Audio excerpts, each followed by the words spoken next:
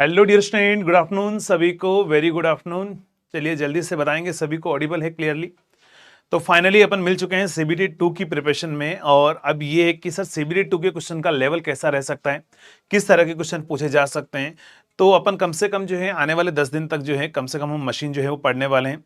और 10 दिन में ये मान के चलना कि आपका जो न्यूमेरिकल का जो आपका लेवल होगा, जो आप इससे पहले फील कर रहे होंगे, डेफिनेटली वो जो लेवल है वो आपका बूस्ट हो जाएगा, ये मेरी गारंटी है। जितने भी न्यूमेरिकल्स पोर्शन हैं, क्योंकि देखो थ्योरेटिकल आप सब कुछ रिवाइज कर चुके हो, थ्योरेटिकल आप सभी को आता है। और एक चीज मैं आपको और गाइड कर देता हूं, क्योंकि यहां पर बहुत सारे स्टूडेंट एक गलती कर रहे होंगे। क्या गलती कर रहे होंगे तो समझना, गलती आप ये कर रहे होंगे कि अभी आप मेनली फोकस कर रहे होंगे न्यूमेरिकल पर। आप, मुझे पता है यहां पर जो है अभी आप थ्योरी को तो आपने छोड़ दिया होगा साइड में, कि थ्योरी तो कहां पर है हमें आती है, और हम जो है फोकस करेंगे कहां पर, न्यूमेरिकल पर। तो अगर आप ओनली न्यूमेरिकल पर फोकस कर रहे हैं ना, तो ये ध्यान रखना आप सबसे बड़ी गलती कर रहे हैं। पहली चीज ध्यान रखना, अगर आप ओनली न्यूमेरिकल पर फोकस कर रहे हैं तो आप सबसे बड़ी गलती कर रहे हैं, क्योंकि यहां पर पहली बार चेंजेस हुआ है, अनप्रेडिक्टेड है कि कैसा क्वेश्चन रहेगा। तो यहां पर देखो, हो भी सकता है कि 50-50% रहे, 50% थ्योरी और 50% आपके पास में क्या रहेगा, न्यूमेरिकल। ऐसा भी हो सकता है यही आपके पास में 60% थ्योरी, ध्यान रखना 60% थ्योरी, या फिर आपके पास में न्यूमेरिकल की अगर हम बात करें, न्यूमेरिकल, तो ये ध्यान रखना 40% न्यूमेरिकल पर भी जा सकता है। लेकिन मुझे नहीं लगता कि इससे ऊपर कभी जाएगा, ठीक है। अच्छा, मेरा वेट किया कभी से कोई नहीं दिक्कत, बस आ गया हूं मैं। अब मेरा वेट किया है तो अब मैं आ चुका हूं। अब मैं, जब तक आपका सीबीटी 2 का एग्जाम नहीं हो जाएगा तब तक आपके साथ में ही हूं ना, क्योंकि हम आने वाले जितने भी सब्जेक्ट्स है वो अपन सब पढ़ेंगे और बहुत बहुत ही बेहतरीन लेवल से अपन पढ़ेंगे। तो देखो यहाँ पर कुछ भी फिक्स नहीं है, कुछ भी हो सकता है इस पेपर के अंदर, है ना। तो यहाँ पर आपका स्ट्रॉन्ग जोन क्या है, सबसे पहले क्या आपका स्ट्रॉन्ग जोन है, थ्योरी, क्योंकि आपको बहुत अच्छे से आती है। तो होगा क्या कि अगर मान लो आप आने वाले 45 डेज तक, जो भी दिन बचे हुए हैं अभी आपके पास में, अगर आप उस टाइम ड्यूरेशन में अगर आप थ्योरी का रिवीजन नहीं करते हो, तो मुझे इतना पता है और आप सभी को भी ये पता है कि आप थ्योरी धीरे धीरे धीरे धीरे आपके माइंड से थ्योरी स्किप होती जाएगी, है ना। और पता चला कि वहां पर एग्जाम में ज्यादातर थ्योरेटिकल क्वेश्चन पूछ लिए, तो फिर वहां पर अपने हमारी जितनी भी मेहनत है ना, वो सारी बेकार हो जाएगी। क्योंकि ध्यान रखना, एग्जामिनर जैसा आप सोचते हो ना, उसके पूरा अपोजिट सोचता है। एग्जामिनर जो होता है ना, उसको ये पता है कि स्टूडेंट की लेवल ऑफ थिंकिंग कितनी हो सकती है और कितना वो सोच सकता है। अगर आप ये सोचोगे, एग्जामिनर को ये तो पता है कि हाँ अभी सीबीटी 1 हो गया है, 80-90% थ्योरी आई है, तो स्टूडेंट यही सोच रहा होगा कि यहां पर जो है अभी थ्योरी सीबीटी 1 में आ गई है, सीबीटी 2 में न्यूमेरिकल आएगा और थ्योरी कम आएगी। आप ऐसा ही सोच रहे होंगे, एग्जामिनर भी ऐसा ही सोच रहा होगा कि स्टूडेंट ये सोच रहा है। और अगर वो आपकी सोच के अकॉर्डिंग अगर पेपर बनाएगा तो कट ऑफ हाई लेवल चला जाएगा। तो वो आपकी सोच के अकॉर्डिंग पेपर बनाएगा ही नहीं, वो आपकी डिफरेंट सोच के अकॉर्डिंग पेपर बनाएगा। आप फोकस करोगे न्यूमेरिकल पर, पता चला उसने थ्योरी वहां पर दे दी है। तो आपका स्ट्रॉन्ग जोन पहले ये कि थ्योरेटिकल आपको आता है, तो थ्योरी को तो देखो साथ ही साथ में आप रिवीजन करना ही करना है। दिन के कम से कम 4 आवर जो है आप थ्योरी के लिए निकाल लो। फिक्स से डिसाइड कर लो कि इन 4 घंटे में तो मुझे थ्योरी पढ़नी है, क्लास के जो कॉन्सेप्ट आपने सिखाए हैं उनको हमें रिवीजन करना ही करना है।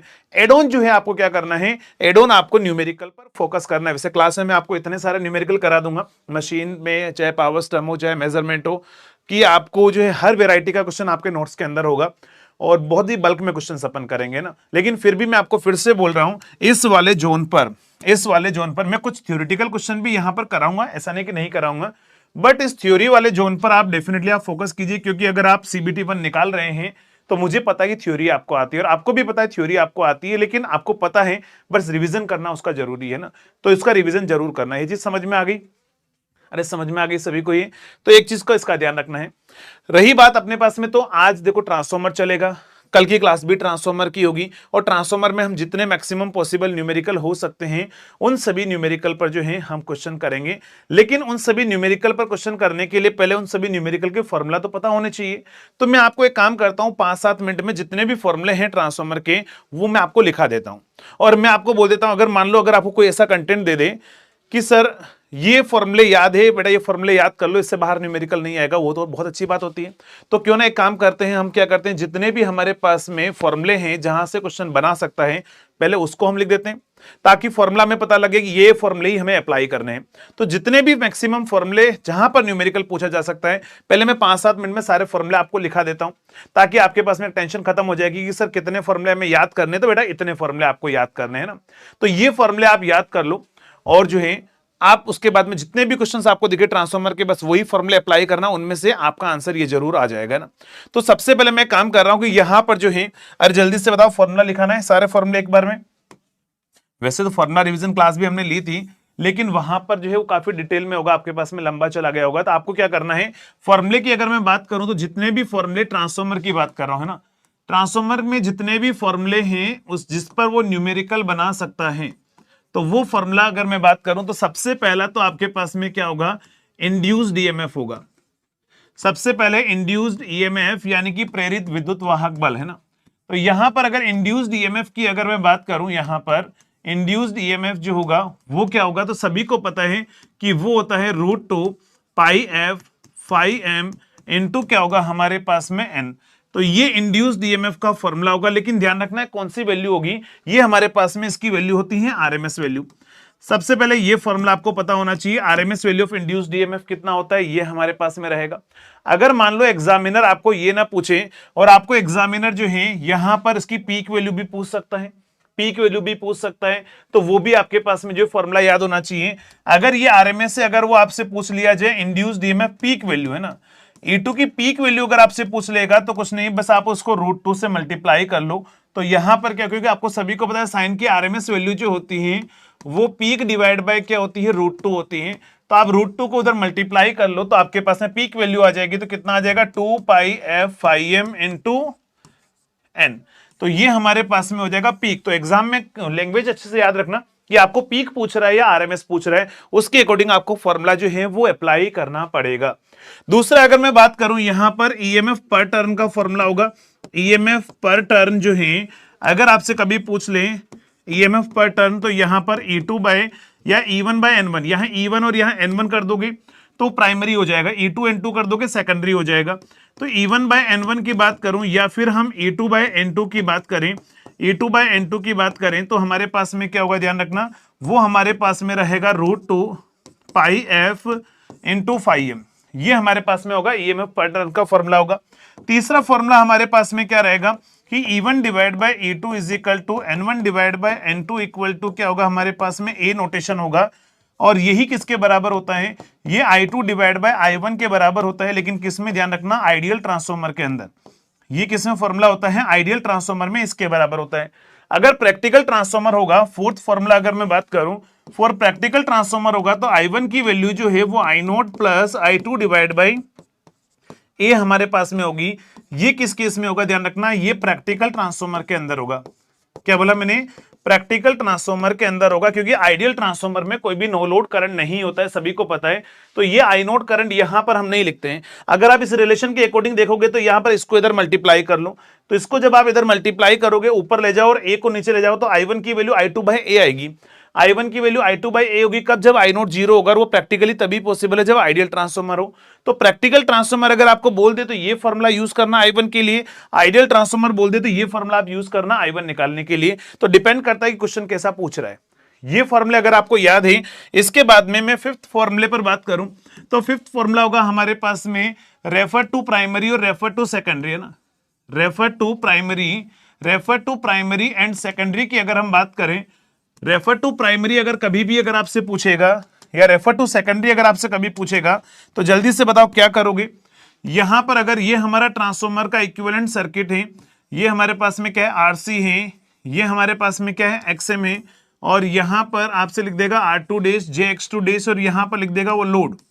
यहां पर क्या लिख देगा, वो लिखेगा आपके पास में लोड कितना होगा। तो यहां पर रेजिस्टेंस R1 होगा, ये रिएक्टेंस JX1 होगा, ये RC होगा, ये JXM आएगा, ये R2 होगा, R2 डैश होगा और JX2 डैश होगा।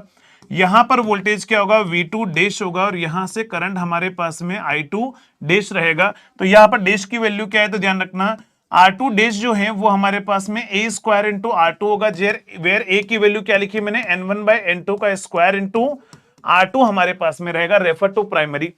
ये भी क्या होगा, a स्क्वायर इंटू x2 होगा, तो x2 डेज है वो भी क्या होगा, a स्क्वायर इंटू x2 होगा। और v2 डेज जो है वो भी हमारे पास में क्या होगा, a इंटू v2 होगा।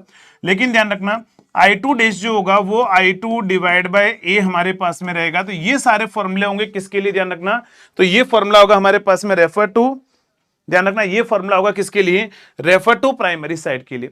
जब रेफर टू सेकेंडरी में जाते हैं तो आप सभी को पता है कि ये जो मल्टीप्लाई में है वो डिवाइड में आ जाता है, डिवाइड में हो मल्टीप्लाई में आ जाता है। जल्दी से बताओ, ये पता है सभी को, अरे ये फॉर्मूला सभी को पता है, एक बार जल्दी से रिप्लाई करेंगे। फिर उसके बाद में अगर हम बात करें 6 फॉर्मूले पर ओपन सर्किट टेस्ट के अंदर, ओपन सर्किट टेस्ट में ध्यान रखना, ओपन सर्किट टेस्ट आपको आयरन लॉस देता है और उसका फॉर्मूला होता है VOC into I naught into cos of phi naught, या फिर इसी को अपन बोलते हैं VOC इंटू IC।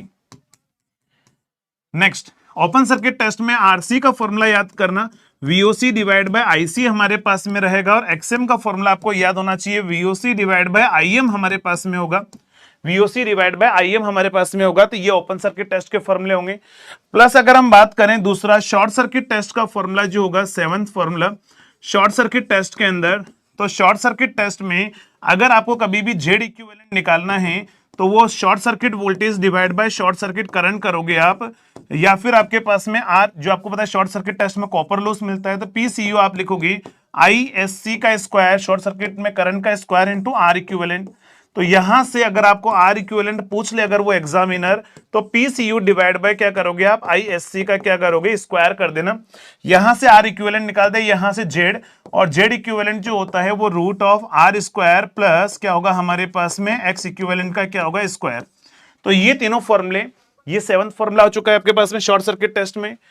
अगर हम बात करें इसके बाद में, तो यहां पर एफिशिएंसी का फॉर्मूला हमारे पास में क्या होगा, एफिशिएंसी का जो फॉर्मूला होगा वो सभी को पता है। एफिशिएंसी यहां पर हम दो केस में निकालते हैं, कहां पर, एक तो हम निकालते हैं कहां पर, रेटेड लोड पर, एक तो हम निकालते हैं रेटेड लोड पर एफिशिएंसी की बात करते हैं, और दूसरा हम बात करते हैं कहां पर, X% ऑफ रेटेड लोड पर। X% ऑफ रेटेड लोड पर एफिशिएंसी जो होगी उसका फॉर्मूला कितना होगा, तो समझना रेटेड लोड पर एफिशिएंसी का फॉर्मूला होता है VI into cos phi divide by क्या होगा, VI into cos phi plus क्या होगा हमारे पास में PI प्लस PCU। लेकिन अगर मैं बात करूं यहां पर एफिशिएंसी कहां पर, X% लोड पर, तो यहां पर X times of VI into cos phi divide by क्या होगा, X times of VI into cos phi plus यहां पर क्या आएगा PI प्लस हमारे पास में क्या होगा X स्क्वायर इंटू PCU। तो ये हमारे पास में आएगा। यहां पर आपसे बोलेगा condition for maximum efficiency, condition for maximum efficiency क्या होगी, तो ये PCU और PI दोनों बराबर होते हैं, PCU PI बराबर होते हैं। यहां पर X स्क्वायर इंटू PCU जो होगा वो हमारे पास में PI के बराबर होगा। और अगले पर हम बात करते हैं मैक्सिमम एफिशिएंसी का फॉर्मूला जो है वो पता होना चाहिए, VI into cos phi, VI cos phi divide by VI cos phi plus 2 times of PI। ध्यान रखना यहां पर आयरन लॉस आता है ना कि कॉपर लॉस आता है। और यहां पर मैक्सिमम एफिशिएंसी का जो फॉर्मूला होगा वो हमारे पास में X times of VI into cos phi, X times of VI into cos phi plus 2 times of PI यहां पर होगा। लेकिन ध्यान रखना ये हमारे पास में क्या है, X टाइम्स ऑफ VI जो है ये कहां पर है, load KVA at maximum efficiency होगा। क्या होगा, ध्यान रखना लोड KVA कहां पर, एट मैक्सिमम एफिशिएंसी पर। नेक्स्ट, ये एफिशिएंसी कंडीशन अगर आपको पता है, रेटेड लोड और फुल लोड सेम होता है डेफिनेटली। रेटेड लोड या फुल लोड अगर हम बात करें दोनों ही सेम है, rated load and full load दोनों ही सेम है, उसमें कोई दिक्कत नहीं। नेक्स्ट, इसके बाद में अगर हम बात करें अगले फॉर्मूले पर जाते हैं, अगला फॉर्मूला होगा वोल्टेज रेगुलेशन का। वोल्टेज रेगुलेशन, तो देखो वोल्टेज रेगुलेशन का फॉर्मूला सभी को पता है कि वोल्टेज रेगुलेशन का एक तो फॉर्मूला होता है I into R equivalent cos phi plus यहां पर क्या होगा X equivalent into sine phi, और यहां पर क्या आएगा डिवाइड बाय V कर दूं।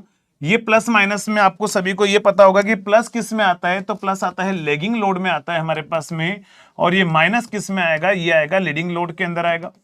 इसी फॉर्मूले को आप दूसरे फॉर्मेट में भी आप लिखते हो, क्या लिखते हो, तो इसको आप लिखते हो R per unit into cos phi plus minus X per unit into sine phi, क्या होगा x per unit into sine five.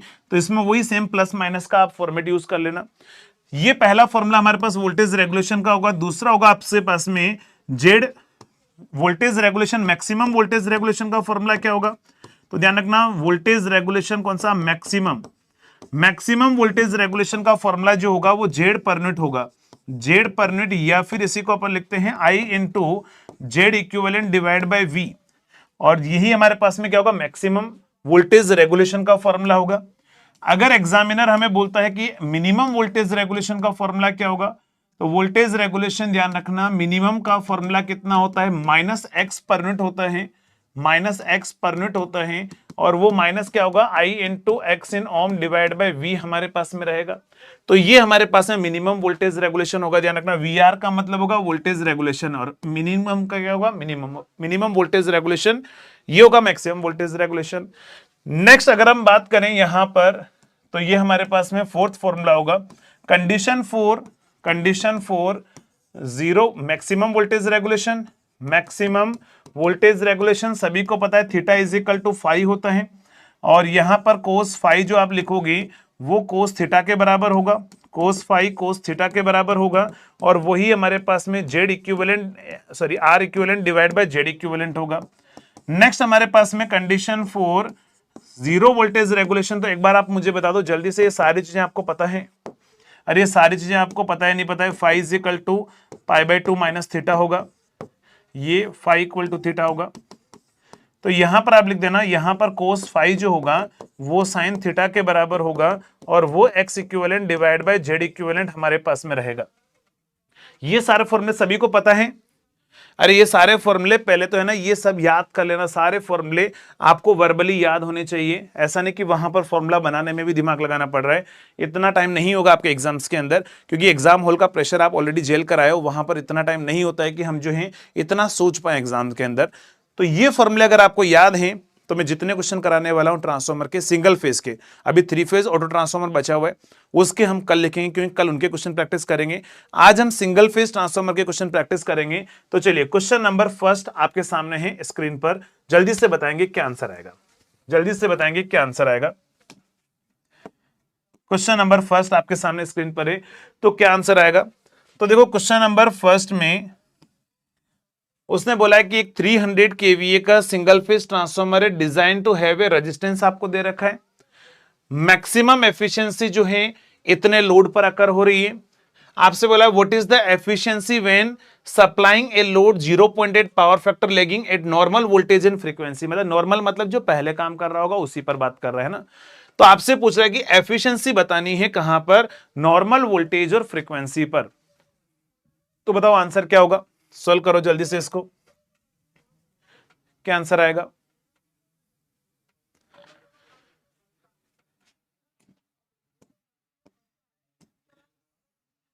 चलिए समझना, आपसे बोला गया क्वेश्चन के अंदर एस जो है आपको दे रखा है, ध्यान रखना एस 300 दे रखा है, एस 300 आपको दे रखा है, ध्यान रखना है।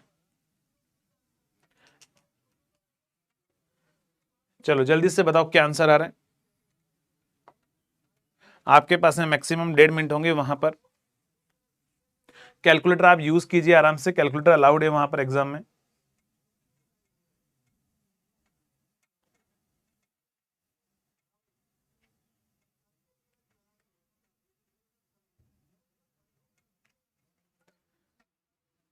मैं आपको मैक्सिमम क्वेश्चन करने के लिए 2 मिनट दूंगा, है ना। 2 मिनट के बाद में फिर मैं आपको सिखाऊंगा कि क्वेश्चन को जल्दी कैसे करना है। तो देखो समझना, उसने यहां पर जो दिया गया है एस, ये रेटेड पर आपको दिया गया है, क्योंकि कुछ नहीं बोला होता है, हम रेटेड मान के चलते हैं। उसने बोला कि मैक्सिमम एफिशिएंसी इतने पर आ रही है। क्या बोला उसने? मैक्सिमम एफिशिएंसी इतने केवीए पर आ रही है। अगर मैक्सिमम एफिशिएंसी इतने केवीए पर आ रही है, तो मैंने अभी आपको लिखाया हुआ है कि load KVA at maximum efficiency कितना होता है। तो मैंने आपको लिखाया है यहां पर load KVA at maximum efficiency. ये तो मैं आपको सॉल्व करवाने के लिए इतना लिख रहा हूं, लेकिन इतना नहीं लिखना है, वहां एग्जाम में जल्दी करना है। लोड केवीए कहां पर मैंने आपको लिखाया? एट मैक्सिमम एफिशिएंसी जो होती है वो कितनी होती है हमारे पास में? वो होती है X times of V I. तो एक्चुअली ये आपको दे रखा है उसने, ना, ये आपको दे रखा है उसने 173.2, उसने यहां पर दिया है 173.2 आपको दिया गया है। एक्स आपके पास में ये रेटेड केवीए होता है, रेटेड केवीए भी उसने 300 आपको दिया गया है। तो यहां पर आप सबसे पहले x की वैल्यू निकालो, 173.2 डिवाइड बाय 300 अगर आप करोगे तो यहां पर कितना आएगा आपके पास में 5 आएगा, यहां पर कितना आएगा 8 आएगा और ये आएगा 4, है ना। तो ये आएगा 58.4, यानी कि x की वैल्यू होगी 0.584, है ना। 58.4%, यहाँ पर आप परसेंटेज में लिखना चाहो तो आप लिख सकते हो। x की वैल्यू अगर यहाँ पर आपके पास में आ गई है, आपको एफिशिएंसी पूछा है उसने नॉर्मल कंडीशन में, तो आपको सभी को पता है एफिशिएंसी का फॉर्मूला होता है V I into cos phi divide by क्या होगा, V I into cos phi plus P I plus P C U. अब आप इस क्वेश्चन में जो है ना, आप आधा तो यहां पर परेशान हो जाओगे इस क्वेश्चन को सॉल्व कैसे करना है, डेटा नहीं दे रखा है। तो समझना, इस एफिशिएंसी का एक और फॉर्मूला होता है पर यूनिट के अंदर, एक और फॉर्मूला होता है पर यूनिट में। आप वी का जो है ना केवीए रेटिंग का आप इधर डिवाइड कर लो पूरे में ऊपर नीचे, तो यहां बचेगा कोस फाइव डिवाइड बाय यहां पर आएगा कोस फाइव, ये आएगा P I divide by V I, और यहां पर क्या होगा X square into P C U divide by होगा वी आई। तो ध्यान रखना ये जो होता है ना, इसी को अपन बोलते हैं पी आई पर यूनिट। ये फॉर्मूले भी याद कर लेना पर यूनिट की फॉर्मेट में, और ये होता है P C U per unit. ये दोनों वैल्यू किसमें होती है, पर यूनिट के अंदर होती है। तो ये दोनों वैल्यू पर यूनिट के अंदर है, एक्स स्क्वायर कर देना है ना, पर यूनिट के अंदर है। तो यही फॉर्मूला कन्वर्जन किस में हो गया, तो एफिशिएंसी का फॉर्मूला हमारे पास में हो जाएगा, और यहां पर एक्स और ऊपर लिख दो, एक्स स्क्वायर में बात कर रहे हो तो यहां पर एक्स में बात कर रहे हैं तो एक्स पर लिख दो, क्योंकि एक्स की वैल्यू हम निकाल चुके हैं। तो यहां पर बचेगा only X cos phi divide by क्या होगा, एक्स कोस फाइव प्लस ये पी आई होगा, प्लस एक्स स्क्वायर इंटू क्या होगा, पी सी यू होगा, X square into P C U होगा। ठीक है, ये हमारे पास में, लेकिन ध्यान रखना ये दोनों डेटा किस में होंगे, ये दोनों डेटा जो है वो पर यूनिट के अंदर हमारे पास में रहेंगे। किस में होंगे, ध्यान रखना दोनों डेटा जो है वो पर यूनिट के अंदर रहेंगे। 7 आ रहा है क्या, 7 आ रहा है या 8 आ रहा है, एक बार देख लो यहां पर। अच्छा, यहां पर कितना आ रहा है, 5 7 आ रहा है, सॉरी हाँ 7 आ रहा है। यहां पर कितना आ रहा है, 7 आ रहा है, और यहां पर 57.7 आ रहा होगा। जल्दी से बताओ 57.7 आ रहा है क्या, 57.7 आ रहा है क्या, 57, ये देख लो आपके पास में ना 57.7 आ रहा होगा। बस ये फॉर्मूला आपके पास में है। अब देखो यहां पर समझना, यहां पर अगर हम बात करें तो यहां पर अगर आप इस क्वेश्चन में अगर आप देखोगे, आपसे क्या बोला, what is the efficiency when load supplying point at power factor दे रखा है, और आपके पास में जो है उसने बोला द ट्रांसफॉर्मर जो है वो आपको हैव टू रेजिस्टेंस इतना है और मैक्सिमम एफिशिएंसी इतने पर आ रही है। ये आपको ध्यान रखना रेजिस्टेंस दे रखा है, ये पर यूनिट रेजिस्टेंस जो होता है वही पर यूनिट कॉपर लॉस होता है ना। सभी को पता है पीसीयू जो है हमारे पास में पर यूनिट कॉपर लॉस जो होता है वही आर पर यूनिट के बराबर होता है, जो आपको दे रखा है 1.5%, यानी कितना होगा 0.015, ये पर यूनिट के अंदर आपको दे रखा है। तो ये आर पर यूनिट आपको पर यूनिट में दे रखा है, वही पर यूनिट कॉपर लॉस है, ये सभी को पता है, यही पर यूनिट कॉपर लॉस है। और आपको सभी को पता है कि एट मैक्सिमम एफिशिएंसी पर, एट मैक्सिमम एफिशिएंसी पर आपको पता है कि जो पीसीयू होता है या pi x square into PCU जो होता है वही हमारे पास में पीआई के बराबर होता है। तो एक्स की वैल्यू आपके पास में यहां से आगे देखो, इधर समझना, एक्स की वैल्यू आपके पास में ये है, आर पॉइंट की वैल्यू ये है, तो पीआई आप निकाल लो। तो यहां से पीआई की वैल्यू कितनी आ जाएगी, पीआई की वैल्यू जो होगी वो हमारे पास में कितनी है, उसने 1.5 दे रखा है। तो यहां से आप पीआई निकालो, और पीआई निकालने के बाद में इसमें लाकर वैल्यू पुट कर दो, इसमें लाकर वैल्यू पुट कर दो। तो आंसर क्या आ रहा है, अब जल्दी से बताओ कितना आंसर आ रहा है, एक बार जल्दी से बताएंगे। चलो एक बार जल्दी से कंफर्म करो क्या आंसर आ रहा है।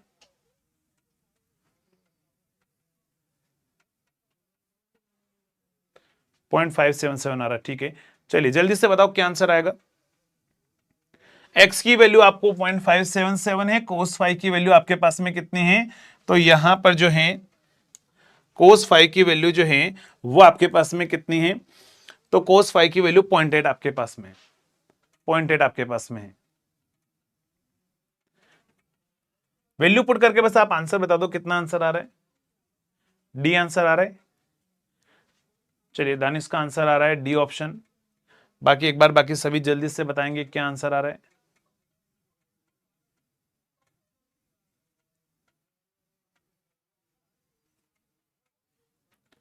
क्या आंसर आ रहा है,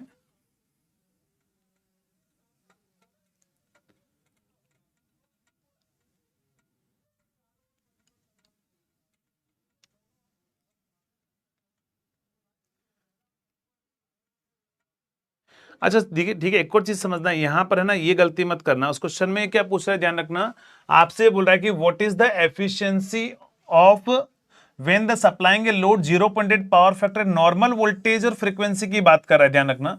नॉर्मल वोल्टेज और फ्रीक्वेंसी की अगर वो बात कर रहा है तो बताओ, नॉर्मल वोल्टेज और फ्रीक्वेंसी की अगर वो बात कर रहा है, यहां पर आप ये मिस्टेक मत करना। बताओ नॉर्मल वोल्टेज और फ्रीक्वेंसी का मतलब क्या है, पहले तो आप ये बताओ नॉर्मल वोल्टेज और फ्रीक्वेंसी का मतलब क्या है। कुछ समझ नहीं आया, ठीक है चलिए मैं फिर से समझा रहा हूं, समझना। देखो इधर समझना, फिर से मैं आपको बताता हूं। पहले बताओ नॉर्मल वोल्टेज और फ्रीक्वेंसी का मतलब क्या है। चलो यहां पर समझो फिर से, मैं आपको फिर से सॉल्व कराता हूं पूरा। अब उसने क्वेश्चन में क्या बोला है, इस क्वेश्चन में उसने पहला ये बोला है कि ये जो है ये 300 केवीए। बताओ ये 300 केवीए मतलब क्या है, ये रेटेड है ना, तो रेटेड पर वो पूछ रहा है एफिशिएंसी, एकदम सही बात है। तो देखो एस रेटेड उसने क्या दिया, अगर आपको क्लियरली लिखना है तो आप ऐसा लिखो, एस रेटेड उसने दिया 300 केवीए। बट उसने बोला कि लोड केवीए कितना है मैक्सिमम एफिशिएंसी पर, तो एस कहां पर है, एस मैक्सिमम आपको दे रखा है, load KVA at maximum efficiency 173.2 दे रखा है केवीए। अभी मैंने आपको बोला था कि जब आपको मैक्सिमम एफिशिएंसी पर ये रहा load KVA at maximum efficiency निकालना है तो वो एक्स टाइम्स ऑफ वीआई होगा, और वीआई क्या होता है रेटेड। तो ध्यान रखना एस जो है वो कितना होगा हमारे पास में, x into S of rated करते हैं अपन, एस ऑफ रेटेड। तो एक काम करो, यहां पर x की वैल्यू मैंने निकाली, वो मैंने निकाली कितना है 173.2 डिवाइड बाय 300 मैंने किया, तो ये वैल्यू आई 0.577। इसमें किसी को कोई डाउट नहीं।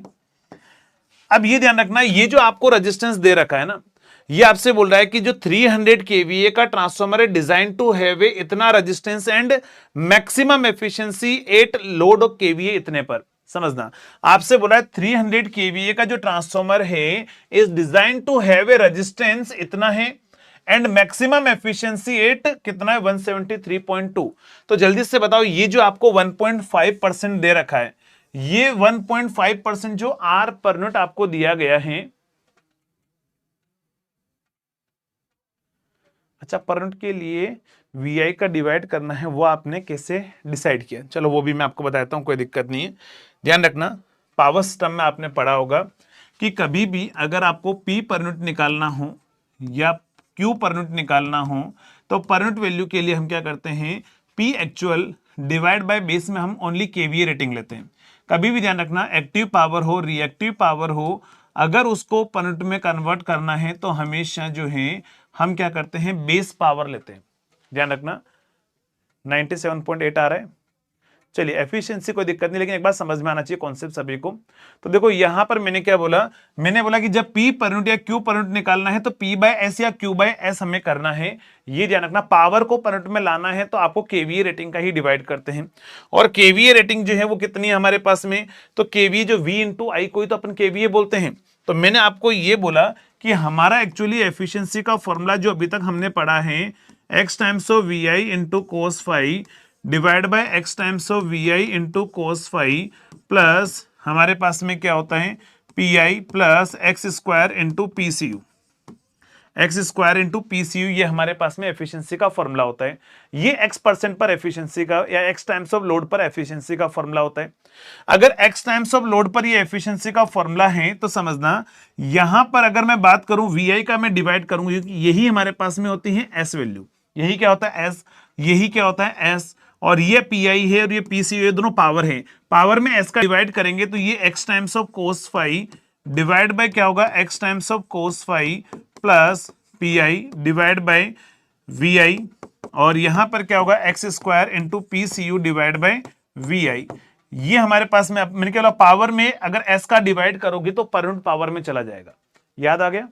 चलिए तो यहां पर जो है आप इसको पावर में पर यूनिट में कन्वर्ट कर दो, तो फिर मैंने फॉर्मूला बोला कि ये X times of V I divide by X times of मतलब कोस फाई प्लस ये पी आई प्लस ये क्या होगा X square into P C U हमारे पास में रहेगा।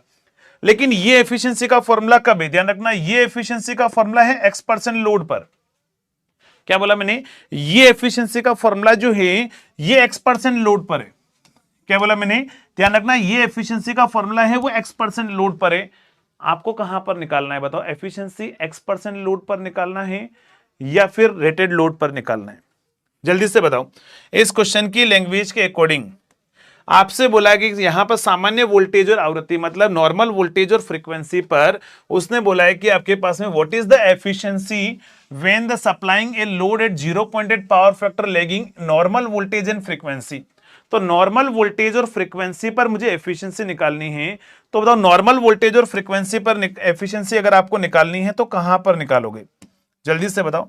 नॉर्मल वोल्टेज और फ्रीक्वेंसी पर एफिशिएंसी निकालनी तो रेटेड पर निकालोगे या x% रेटेड पर निकालोगे? जल्दी से बताओ। नॉर्मल वोल्टेज और फ्रीक्वेंसी पर आपको निकालनी है तो रेटेड पर निकालोगे या x% ऑफ रेटेड पर निकालोगे? कहां पर फाइंड आउट करोगे? जल्दी से एक बार बताएंगे, क्योंकि ये जो फॉर्मूला मैंने डेराइव करवाया है ये x% लोड के लिए लिखाया है। तो रेटेड पर अगर आप करोगे तो रेटेड पर इस x की वैल्यू को आप 1 कर देना। ठीक है, तो अगर मैं बात करूं एफिशिएंसी, मुझे निकालना है एफिशिएंसी कहां पर? Eight normal voltage and frequency. तो नॉर्मल वोल्टेज एंड फ्रीक्वेंसी पर निकालना है, मतलब रेटेड पर बात करेंगे तो यहां पर x की वैल्यू 1 हो जाएगी। तो cos phi upon cos phi plus P plus यहां पर क्या होगा हमारे पास में PCU।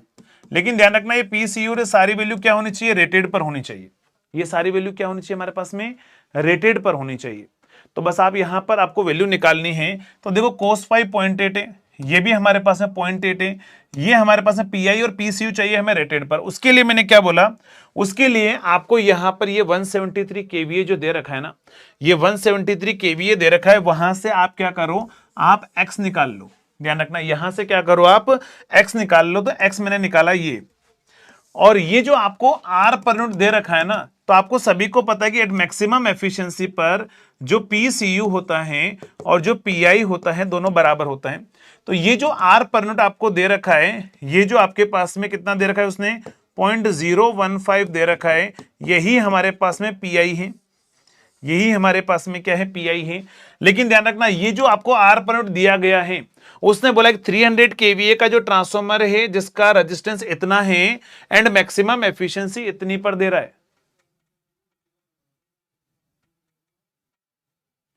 क्वेश्चंस ESC और गेट के बीच में जा रहा है, वेरी हार्ड। देखो बेटा आपको जो है ना नॉर्मल क्वेश्चन अभी मैं इसके बाद में कराऊंगा तो वो वैसे ही बन जाएंगे, नॉर्मल में कोई दिक्कत नहीं है। अभी अगला क्वेश्चन आपको अच्छा लगेगा, लेकिन एक बार उस लेवल तक तो मान लो। अगर सुनना, अगर जैसे मान लो ये कॉन्सेप्ट मैंने आपको सिखाया आज पर यूनिट वाला, समझना आकाश, इन चीजों को है ना, जैसे मैं आपको कुछ चीज सिखा रहा हूं तो उसको है ना सीखो, कोशिश करो। क्योंकि मान लो अगर एग्जामिनर ने ऐसा क्वेश्चन नहीं बनाया, मान लो ये क्वेश्चन तो टफ हो गया आपके लिए, है ना, मैं भी मान रहा हूं कि ठीक है क्वेश्चन थोड़ा सा लेंदी है, मैं यहाँ पर क्वेश्चन नहीं, मैं आपको कॉन्सेप्ट सिखाने आया हूं। मान लो अगर उसने क्वेश्चन में ऐसा दे दिया, आपसे ऐसा बोल देगा कि एक ट्रांसफॉर्मर है जिसका पर यूनिट कॉपर लॉस इतना है, पर यूनिट कॉपर लॉस आपके पास में दे देगा 0.5 है, आपसे बोल देगा पर यूनिट आयरन लॉस कितना है? 0.3 है। जो ट्रांसफॉर्मर है आपसे बोलेगा कि बताओ उसकी मैक्सिमम एफिशिएंसी कितनी होगी, या फिर आपसे बोलेगा बताओ उसकी एफिशिएंसी कितनी होगी। अगर आपको सारी चीजें है ना, ध्यान रखना, अगर सारी चीजें आपको पर यूनिट में डेटा दे दिया जाए, पर यूनिट कॉपर लॉस आपको एग्जामिनर दे देगा, पर यूनिट आयरन लॉस आपको दे देगा, कोस का पावर फैक्टर आपको दे देगा 0.8 है, आपसे पूछेगा बताओ मैक्सिमम एफिशिएंसी कितनी होगी। अगर ऐसा क्वेश्चन आपसे पूछ ले, अब आपसे पूछेगा तो अगर वो मैक्सिमम एफिशिएंसी x% पर पूछेगा तो आपको ये तो पता हो गया ना कि अच्छा सर अगर मुझे कभी मैक्सिमम एफिशिएंसी पूछेगा तो मुझे 2 टाइम्स ऑफ PI, लेकिन बस ये डेटा पर यूनिट में पुट करना है यहां पर। मान लो अगर मुझे नॉर्मल में एफिशिएंसी पूछेगा तो x times of cos phi divide by x times of cos phi, और प्लस यहां पर PI प्लस PCU करना है। लेकिन डेटा यहां पर ध्यान रखना, डेटा मुझे यहां पर जो है किस में रखना है? पर यूनिट में रखना है। तो इसको क्वेश्चन को वो इजी बना सकता है, इसमें नो डाउट, कोई दिक्कत नहीं। इजी नहीं बनेगा, इजी बना सकता है वो एग्जामिनर, लेकिन हाँ फॉर्मूला तो काम आएगा ना आगे। यस और नो? जल्दी से बताओ।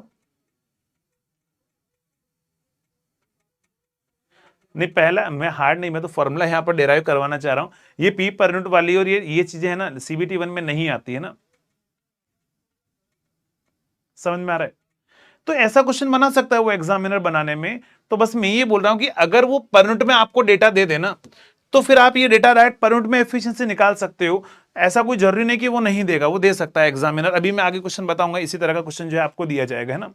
तो ये अच्छा कॉन्सेप्ट है, इसके ऊपर न्यूमेरिकल बना सकता है, बस ये ध्यान रखना है ना। तो ये पर यूनिट में भी चीजों पर आप एफिशिएंसी निकाल सकते हो। और मैं तो आपको बोल रहा हूँ, जब भी क्वेश्चन करना है ना पर यूनिट में करो, कैलकुलेशन बहुत सिंपल हो जाती है। यहां पर ये 0.5 0.3 लाकर मुझे कैलकुलेशन करना मेरे लिए बहुत आसान रहेगा, ठीक है। तो बस यही चीज आपको समझा रहा था।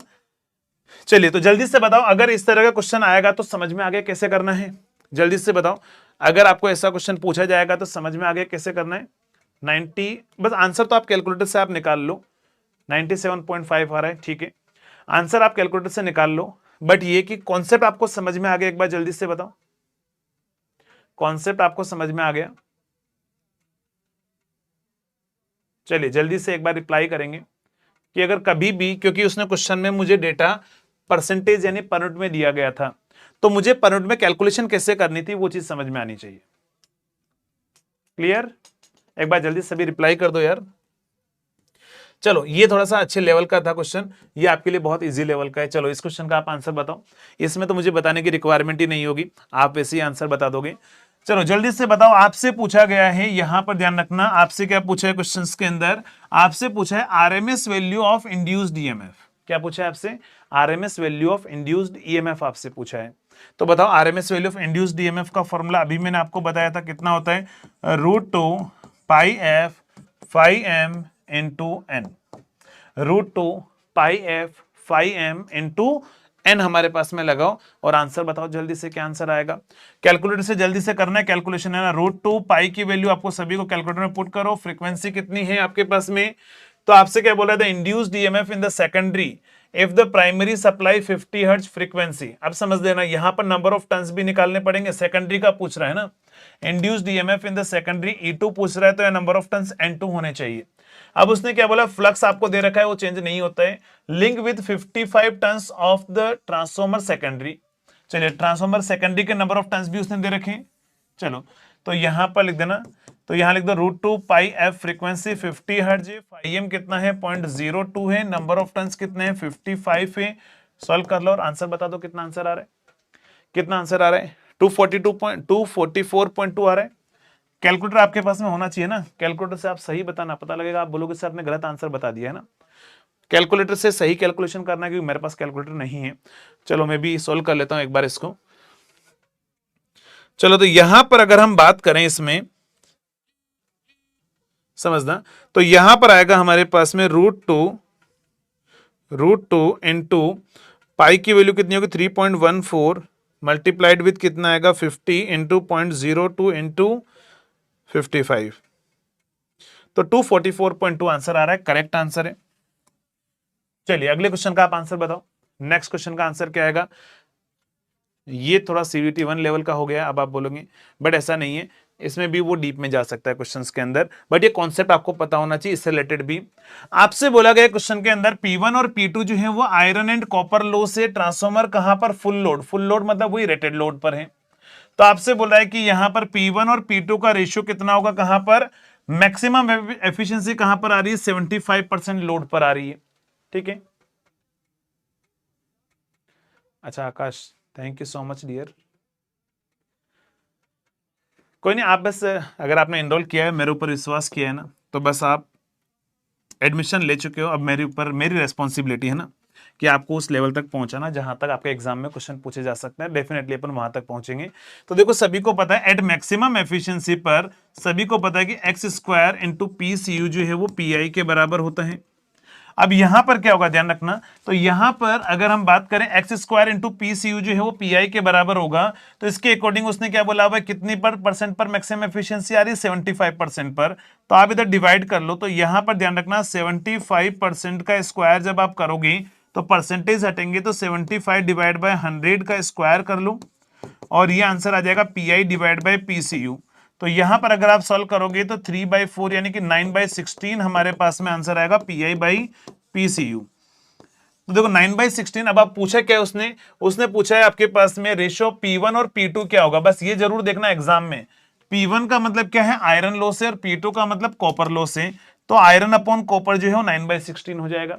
लेकिन गलती से बस वो यहां पर ऐसा लिख देता, P1 एंड P2 जो है वो ध्यान रखना, अगर यहां पर कॉपर कर देता और यहां पर आयरन कर देता ना, तो बताओ आंसर क्या होता।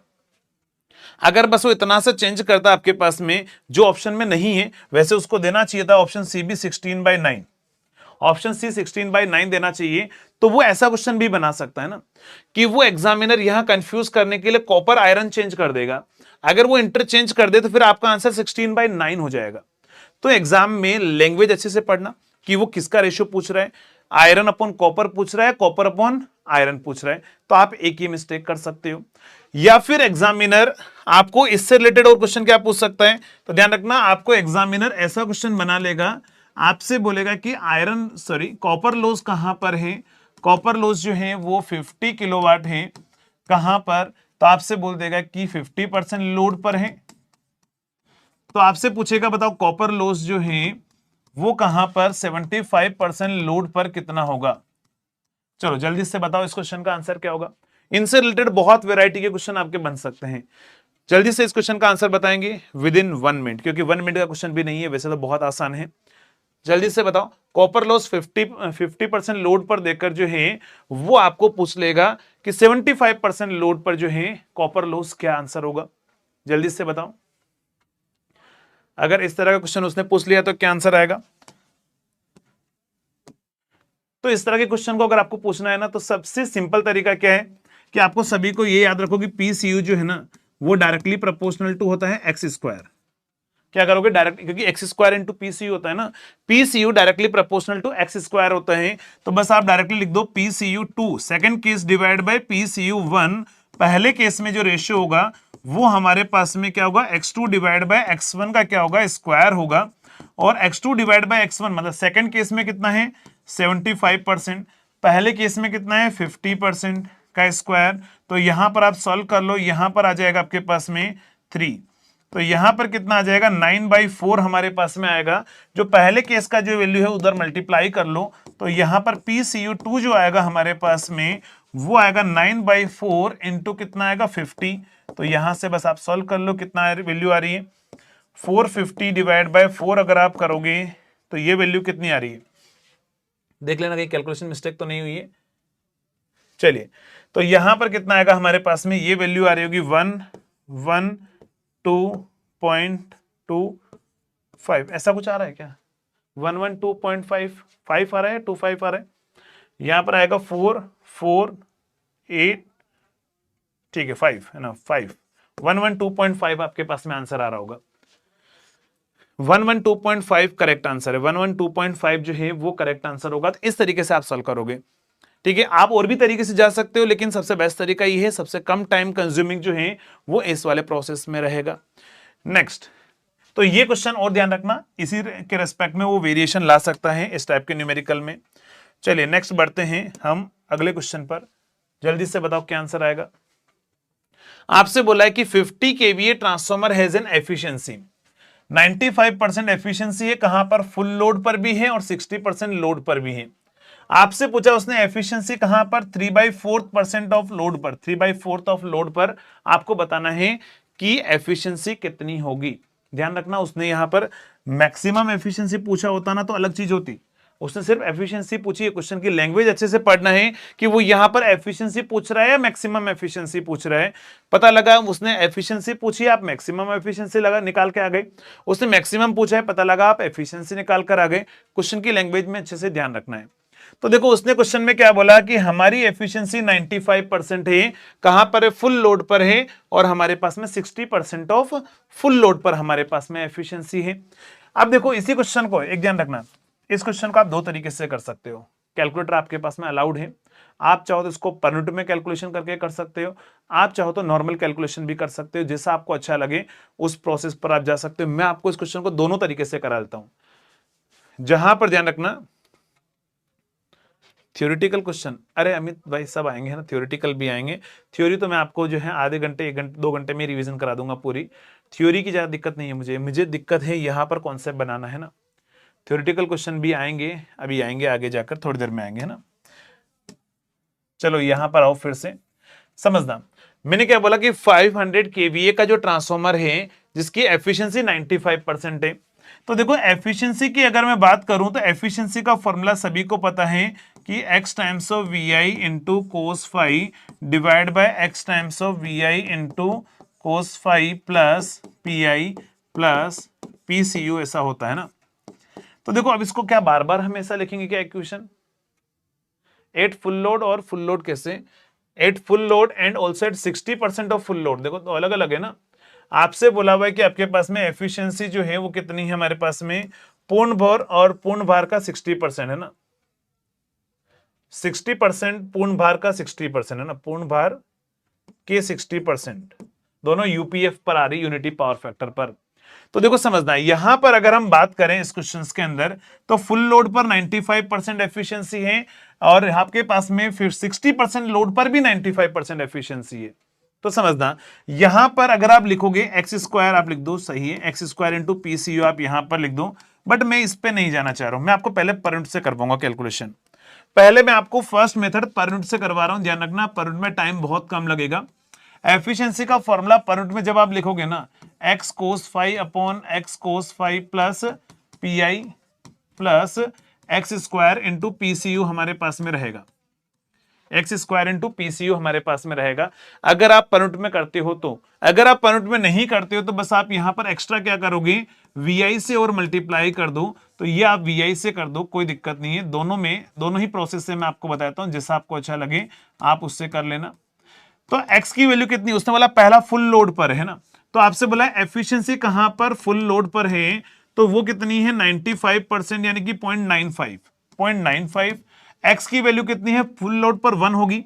vi कितना दे रखा है, उसने vi दे रखा है 500, तो ये दे रखा है उसने 500 इंटू पावर फैक्टर कितना है यूनिटी, यहां पर कितना है 500, पावर फैक्टर कितना है unity P I plus full load पर मैं बात कर रहा हूं तो x की वैल्यू 1 हो जाएगी। तो यहां से इक्वेशन क्या बनेगी समझना, इस पूरे को उधर ले जाओ, इसका इधर डिवाइड करो, तो यहां पर क्या आएगा 500 प्लस क्या होगा P I plus P C U, और ये कितना आएगा 500 डिवाइड बाय एफिशिएंसी कितनी है 0.95, और माइनस उधर से 500 कर दो, तो यहां से P I plus P C U जो है वो कितना आएगा 500 डिवाइड बाय 0.95 माइनस 500। तो ये आप सोल्व कर लो, एक इक्वेशन ये बन जाएगी। अब उसने बोला एफिशिएंसी कहां पर, एफिशिएंसी उसने बोला 60% लोड पर है, तो यहां पर 0.6 और एक्स्ट्रा आ जाएगा इंटू 500 इंटू कॉस फाइव 1 है 0.6 प्लस 500, 0.6 इंटू 500 और इंटू कितना होगा 1 प्लस यहां पर क्या आएगा पी आई प्लस एक्स की वैल्यू 0.6 है square into P C U. तो यहां से आप क्या करो, इसको भी उधर ले जाओ और एफिशिएंसी का डिवाइड कर लो, और ये एफिशिएंसी भी कितनी है 95% ही है, तो यहां पर आ जाएगा 0.6 इंटू 500 300 होगा ना, तो यहां लिख दो 300 plus P I plus 0.36 into P C U equal to कितना होगा 300 डिवाइड बाय 0.95। तो यहां पर आंसर आएगा P I plus P C U जो है ना, P I plus 0.36 times of P C U, P C U जो होगा वो कितना आएगा 300 डिवाइड बाय 0.95 माइनस 300। अब आप इन दोनों इक्वेशन को सॉल्व कर लो। हाँ पीसीयू मेथड सही है, मुझे पता है एरर के चांसेस वहां कम हैं, उससे भी मैं करवाऊंगा, इससे कर लो एक बार, इन दोनों को आप सॉल्व कर लो। समझना अब क्या करना है, इसमें से इसको माइनस कर दो, यहां पर क्या करोगे, यहां पर इनमें से अगर आप इसको माइनस करोगे, ये कैलकुलेटर से आपको निकालना है सारी वैल्यू, इसको भी कैलकुलेटर से निकालना है, इसमें से इसको माइनस कर दो, यहां से पीआई और पीसीयू आप निकाल लो, यहां से पीआई और पीसीयू जो है जब आप यहां से निकालोगे तो आपके पास में पीआई पीसीयू आ जाएगा। अब उसने बोला एफिशिएंसी निकालनी है कहां पर, 3/4, तो 3/4 लोड पर आ रही है ना, 3/4 लोड पर आ रही है, तो बस यहां पर फिर से फॉर्मूला लगा दो, x times of V I cos phi divide by x times of V I cos phi plus क्या होगा पी आई प्लस, ध्यान रखना 3/4 का स्क्वायर करना है यहां पर, तो यहां पर जो एफिशिएंसी का फॉर्मूला है वो यूज करोगे x times of V I cos phi divide by क्या होगा x times of V I cos phi plus क्या होगा हमारे पास में P I plus X square into P C U, और यहां पर x की वैल्यू आप 3/4 पुट कर देना, बस आपका आंसर आ जाएगा। समझ में आ गया। एक बार जल्दी से बताओ, ये समझ में आ गया किस तरीके से आप जाओगे। लेकिन ध्यान रखना, अगर इसी क्वेश्चन में, अगर इसी को न्यूमेरिकल में वो यहां पर मैक्सिमम एफिशिएंसी पूछ लेना, तो फिर आप यहां पर 2 PI करना ओनली, सिर्फ, है ना। अगर वो ओनली मैक्सिमम एफिशिएंसी पूछ ले तो फिर 2 PI करना है। तो क्वेश्चन की लैंग्वेज को प्रॉपर पढ़ना है कि वो एफिशिएंसी पूछ रहा है या मैक्सिमम एफिशिएंसी पूछ रहा है, उसके अकॉर्डिंग हमें कैलकुलेशन करनी पड़ेगी। जल्दी से बताओ, कर लोगे? एक बार जल्दी से बताएंगे, कर लोगे? और मैं आपको बताता हूं आपके नॉलेज के लिए, ये ईएससी का क्वेश्चन है, ये ईएससी में आया हुआ है, और वहां तो कैलकुलेटर अलाउड भी नहीं होता है, बिना कैलकुलेटर अलाउड वाले में ऐसा आया हुआ है। तो आपके तो कैलकुलेटर अलाउड है, तो ऐसा क्वेश्चन आने के चांसेस बहुत ज्यादा है। और मुझे इतना पता है कि एक न एक न्यूमेरिकल एफिशिएंसी वाले में से आपको पूछा जाएगा। ये आपका ईएससी का ऑब्जेक्टिव क्वेश्चन है, ठीक है, ईएससी में आया हुआ है, अच्छा क्वेश्चन है, वहां पर बिना कैलकुलेटर वाले में अलाउड है। तो ये क्वेश्चन आपके पास तो कैलकुलेटर अलाउड है, तो क्वेश्चन पूछेगा ही पूछेगा, और कोई ज्यादा टाइम का क्वेश्चन नहीं है, बहुत आसानी से आप इस टाइप के क्वेश्चन को जो है वो कर सकते हो। अरे कर लोगे? एक बार जल्दी से बताओ क्या आंसर आ रहा है, अब ये भी बता दो। यहां से आपने कैलकुलेशन किया होगा, आपको करना पड़ेगा कैलकुलेशन, क्या आंसर आ रहा है। पीआई और पीसीयू की वैल्यू कितनी कितनी आई है, पीआई और पीसीयू की वैल्यू कितनी कितनी आई है। देखो एक कैलकुलेशन तो ये की हमने, चलो मैं आपको परंट से बताता हूं, है ना। सेकंड मेथड में जो है, सेकंड मेथड में मैं आपको बताता हूं, सेकंड मेथड में जब हम एफिशिएंसी निकालेंगे ना, तो एक्स कोस फाई ही करना है, divide by X cos phi करना है, और यहां पर पी आई प्लस क्या करना है, एक्स स्क्वायर इंटू पीसीयू करना है। लेकिन दिमाग में चलना चाहिए कि परंट में आ रही है डेटा, है ना। तो यहां पर अगर मैं एफिशिएंसी, अगर मैं फुल लोड पर बात करूंगा, तो एक्स की वैल्यू 1 होगी, तो 1 इंटू 1 1 हो जाएगा। फुल लोड पर ये 1 होगा, पावर फैक्टर 1, और यहां से कितना आएगा बताओ, P I plus X square into PCU. ये भी नहीं आएगा क्योंकि पीसीयू आएगा, फुल लोड पर बात कर रहा हूं मैं। यहां पर एक्स की वैल्यू कितनी हो जाएगी, 1। तो देखो इस पूरे को उधर ले जाओ, एफिशिएंसी का डिवाइड करो, तो यहां से क्या आ जाएगा बताओ, यहां से आ जाएगा 1 plus P I plus P C U जो है वो 1 डिवाइड बाय एफिशिएंसी कितनी है, 0.95। तो आप डिवाइड कर लो 0.95 का, और 1 को उधर ले जाकर माइनस कर दो, तो एक इक्वेशन तो आपकी ये बन गई कि 1 डिवाइड बाय 0.95 माइनस 1, एक इक्वेशन ये बन गई। बस यहां पर दूसरी इक्वेशन में क्या होगा, एक्स की वैल्यू कितनी है, 0.6 है, तो यहां पर 0.6 रख दो ऊपर, पावर फैक्टर तो 1 है, तो एफिशिएंसी कहां पर 60% लोड पर जो है ये आ जाएगा 0.6 upon 0.6 plus P I plus 0.36, क्योंकि 0.6 का स्क्वायर डायरेक्टली कर दिया है ना, 0.6 का स्क्वायर इंटू पीसीयू, ये कर लो। इस पूरे को उधर ले जाओ, 95 का डिवाइड कर लो, तो यहां पर बताओ P I plus 0.36 PCU, point यहां पर क्या होगा, पी आई प्लस 0.36 पीसीयू जो है 0.6 डिवाइड बाय 0.95, और यहां पर कितना आ जाएगा, 0.6 हमारे पास में और रहेगा, ये वाली वैल्यू, इसको उधर जाकर माइनस कर दो, है ना। अब बताओ किसमें कैलकुलेशन सिंपल है, एक बार जल्दी से बताएंगे किसमें कैलकुलेशन जो है वो सिंपल है, पर यूनिट में कैलकुलेशन सिंपल है या फिर जो है डेटा में कैलकुलेशन सिंपल है। बताओ किसमें कैलकुलेशन बहुत आसान है, आपको इसको सॉल्व करना आसान रहेगा आपके लिए, इन दोनों इक्वेशन को सॉल्व करना आसान रहेगा, या फिर जो है ये मैंने लिखा है बड़े बड़े नंबर में, उनमें कैलकुलेशन करना आपके लिए आसान रहेगा। जैसा आपको अच्छा लगे उससे आप कर सकते हो। कौन सा वाला मेथड बेस्ट है, कौन सा वाला मेथड बेस्ट है आपके लिए ना। तो सभी को पता है कि सेकंड वाला मेथड जो है बहुत कम कैलकुलेशन दिख रही है मुझे, और बहुत आसानी से मैं इस क्वेश्चन को कर सकता हूं सेकंड वाले मेथड से ना। तो पर यूनिट के अंदर भी जो है आप कर सकते हो, पर यूनिट से कैलकुलेशन है, आप सिंपल तरीके से कर सकते हो, जैसा आपको अच्छा लगे, जैसा आपको अच्छा लगे आप उस मेथड पर चले जाना। मैंने आपको दोनों मेथड बता दिए हैं जिसमें आप कंफर्टेबल हो। चलो बढ़ते हैं अगले क्वेश्चन पर, जल्दी से बताएंगे क्या आंसर आएगा। अगले क्वेश्चन पर आते हैं, क्या आंसर आएगा जल्दी से बताओ।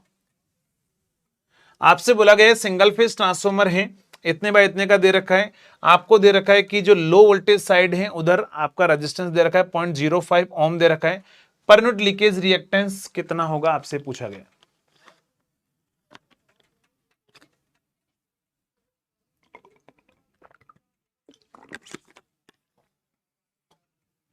पर यूनिट में दोनों में तो लोडिंग, दोनों में लोडिंग फुल लोड कहां पर है, कहां पर फुल लोड दिख रहा है यार, देखो इधर लोडिंग फुल लोड नहीं है, दोनों में पावर फैक्टर यूनिटी है, both at unity power factor, दोनों में पावर फैक्टर यूनिटी है। उसने बोला कि पहले हम 95% एफिशिएंसी कहां पर, फुल लोड पर है, और 60% ऑफ फुल लोड पर है, एट बोथ एट यूपीएफ। तो पावर फैक्टर दोनों में यूनिटी है, एफिशिएंसी फुल लोड पर नहीं है दोनों में। समझ में आ रहा है? चलो जल्दी से बताओ क्या आंसर आएगा इसका। चलिए, आपसे बोला गया क्वेश्चन के अंदर सिंगल फेज ट्रांसफॉर्मर है, ध्यान रखना कभी भी पर यूनिट वैल्यू निकालनी है ना, अभी मैंने आपको बोला है कि अगर आपको एक्स पर यूनिट निकालना हो तो क्या करोगे, X in ohm divide by Z base कर दो, जेड बेस कर दो तो बेस वैल्यू इंपेडेंस में ली जाएगी। और इंपेडेंस निकालने के लिए फॉर्मूला याद रखो कि एस जो होता है वो वी स्क्वायर बाई जेड होता है, और जेड की वैल्यू आएगी वी स्क्वायर बाय एस। तो यहां से जेड निकाल दो, इसमें लाकर वैल्यू पुट कर लो। तो पहले आपको जेड निकालना है, तो वोल्टेज कितना है।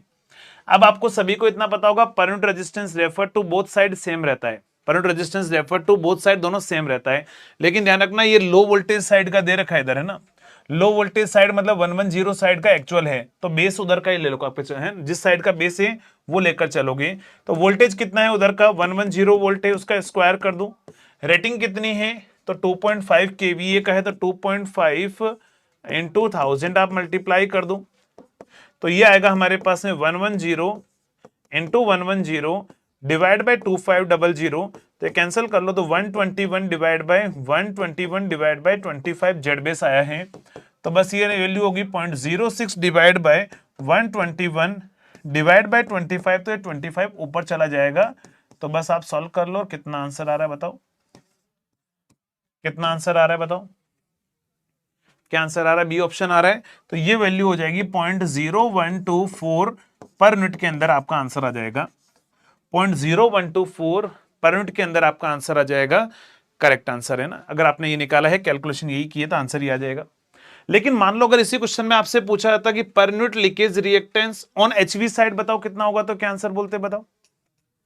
अगर मान लो यही चीज अगर आपसे पूछता कि लो टेंशन साइड में ओम में देता, समझना, लो टेंशन साइड में ओम में देता, और इधर वैल्यू आपके पास में हाई वोल्टेज साइड में पूछता, तो क्या आंसर होगा, क्या आंसर होगा जल्दी से बताओ। अगर हाई वोल्टेज साइड में पूछेगा तो सभी को पता है अगर रिएक्टेंस दे रखा है तो पर सेम आंसर आएगा आपके पास में ना, क्योंकि परंट वैल्यू हमेशा क्या होती है, दोनों साइड में सेम रहती है। तो आपको ज्यादा दिमाग नहीं लगाना फिर वहां पर, किधर का भी पूछे ये आंसर लगा देना आप, ठीक। चलिए एकदम सही, बहुत सही। चलिए कुछ ने बोला था सर थ्योरेटिकल क्वेश्चन कब कराओगे, तो अमित ये आपके लिए थ्योरेटिकल क्वेश्चन है, जल्दी से बताएंगे क्या आंसर होगा, क्या आंसर होगा। आपसे बोला है the degree of humming level of noise caused in the transformer में बी रिड्यूस्ड बाय, जो हमारे पास में ट्रांसफॉर्मर के अंदर हमिंग साउंड आता है, उस हमिंग साउंड जो है उसको कैसे हम रिड्यूस कर सकते हैं, मैग्नेटिक हम, क्या आंसर होगा जल्दी से बताओ।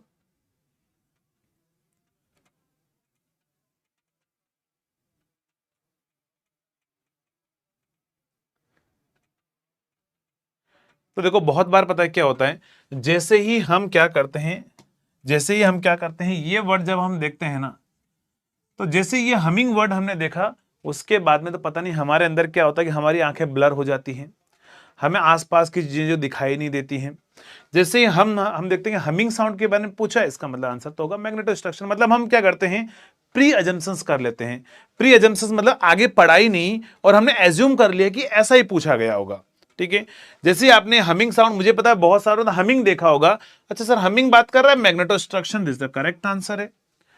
बट ये थोड़ी ना पूछ रहा है क्वेश्चंस के अंदर कि हमिंग साउंड किसकी वजह से आता है ना, भैया आंखें ब्लर नहीं करना है, प्री अजम्पशंस नहीं करना है, क्वेश्चंस की लैंग्वेज को प्रॉपर पढ़ो। उसने बोला कि जो हमिंग लेवल है उसको रिड्यूस कैसे किया जा सकता है, मैं ये थोड़ी ना पूछ रहा हूं कि हमिंग साउंड जो किसकी वजह से होता है।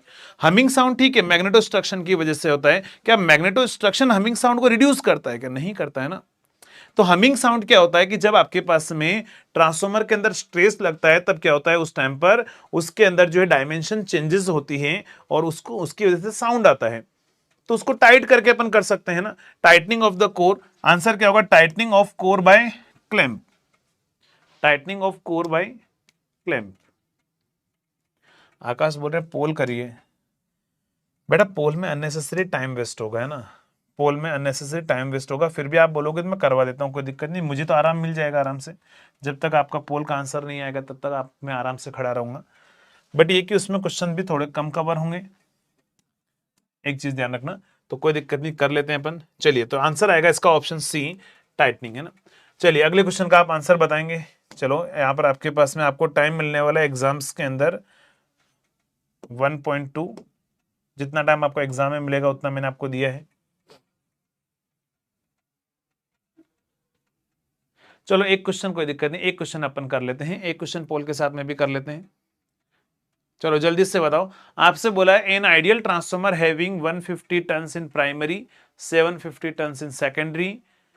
प्राइमरी इतने सोर्स से कनेक्टेड है, सेकेंडरी वाइंडिंग सप्लाईज 4 एम्पियर इतने करंट को सप्लाई कर रहा है। पावर सप्लाई टू लोड कितना होगा? चलिए, लोड को पावर सप्लाई कितना होगा ये आपसे पूछा गया है ना।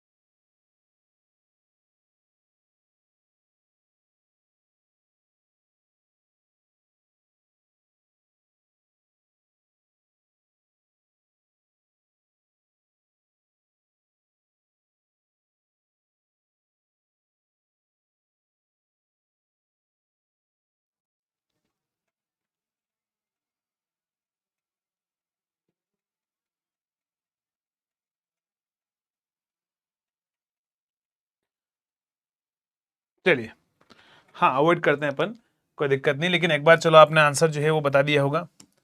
अब अपना आंसर जो है वो मैं आपको बताता हूँ कैसे करना है। समझना, अगर ऐसा क्वेश्चन आपसे बोला हुआ है आइडियल में लॉस नहीं होंगे, डेफिनेटली उसने आइडियल ट्रांसफॉर्मर बोला है तो हम यहां पर लॉस की बात नहीं करेंगे। तो देखो उसने बोला आइडियल ट्रांसफॉर्मर हमारे पास में 150 टन प्राइमरी में है, 750 टन सेकेंडरी में है। सभी को पता है कि sir E1 divide by E2 जो है वो क्या होता है, N1 डिवाइड बाय N2 होता है। प्राइमरी को सप्लाई वो 240 वोल्ट दे रहा है, तो यहां पर सेकेंडरी का वोल्टेज आप निकाल लो। ये E2 जो होगा वो हमारे पास में N2 divide by N1 into E1 होगा। N2 की वैल्यू कितनी है, सेकेंडरी के नंबर ऑफ टन्स कितने हैं, 750 है, डिवाइड बाय 150 है, और इनटू अगर मैं E1 की बात करूं 240 वोल्ट है, तो यहां से कितना आएगा आपके पास में 5। तो ये आएगा 0, ये आएगा 0, और यहां से आएगा हमारे पास में 12। तो इतना वोल्टेज आ रहा है, सेकेंडरी का वोल्टेज हमारे पास में आ गया है। अब देखो सेकेंडरी का वोल्टेज अगर हमारे पास में इतना आ चुका है, अब मुझे पूछा है कि बताओ पावर कितना होगा, लोड को सप्लाइड पावर। तो पावर सभी को पता है वो होता है VI इंटू कोस फाई। तो देखो यहां पर लोड का आपको करंट दे रखा है, लोड का आपको पावर फैक्टर दे रखा है, बस लोड का वोल्टेज चाहिए था 1200 में निकाल दिया। 1200 इंटू करंट कितना है 4 एम्पियर है, और पावर फैक्टर कितना है 0.8 है। तो सॉल्व करके देखो कितनी वैल्यू आ रही है आपके पास में, ये 0.8 है।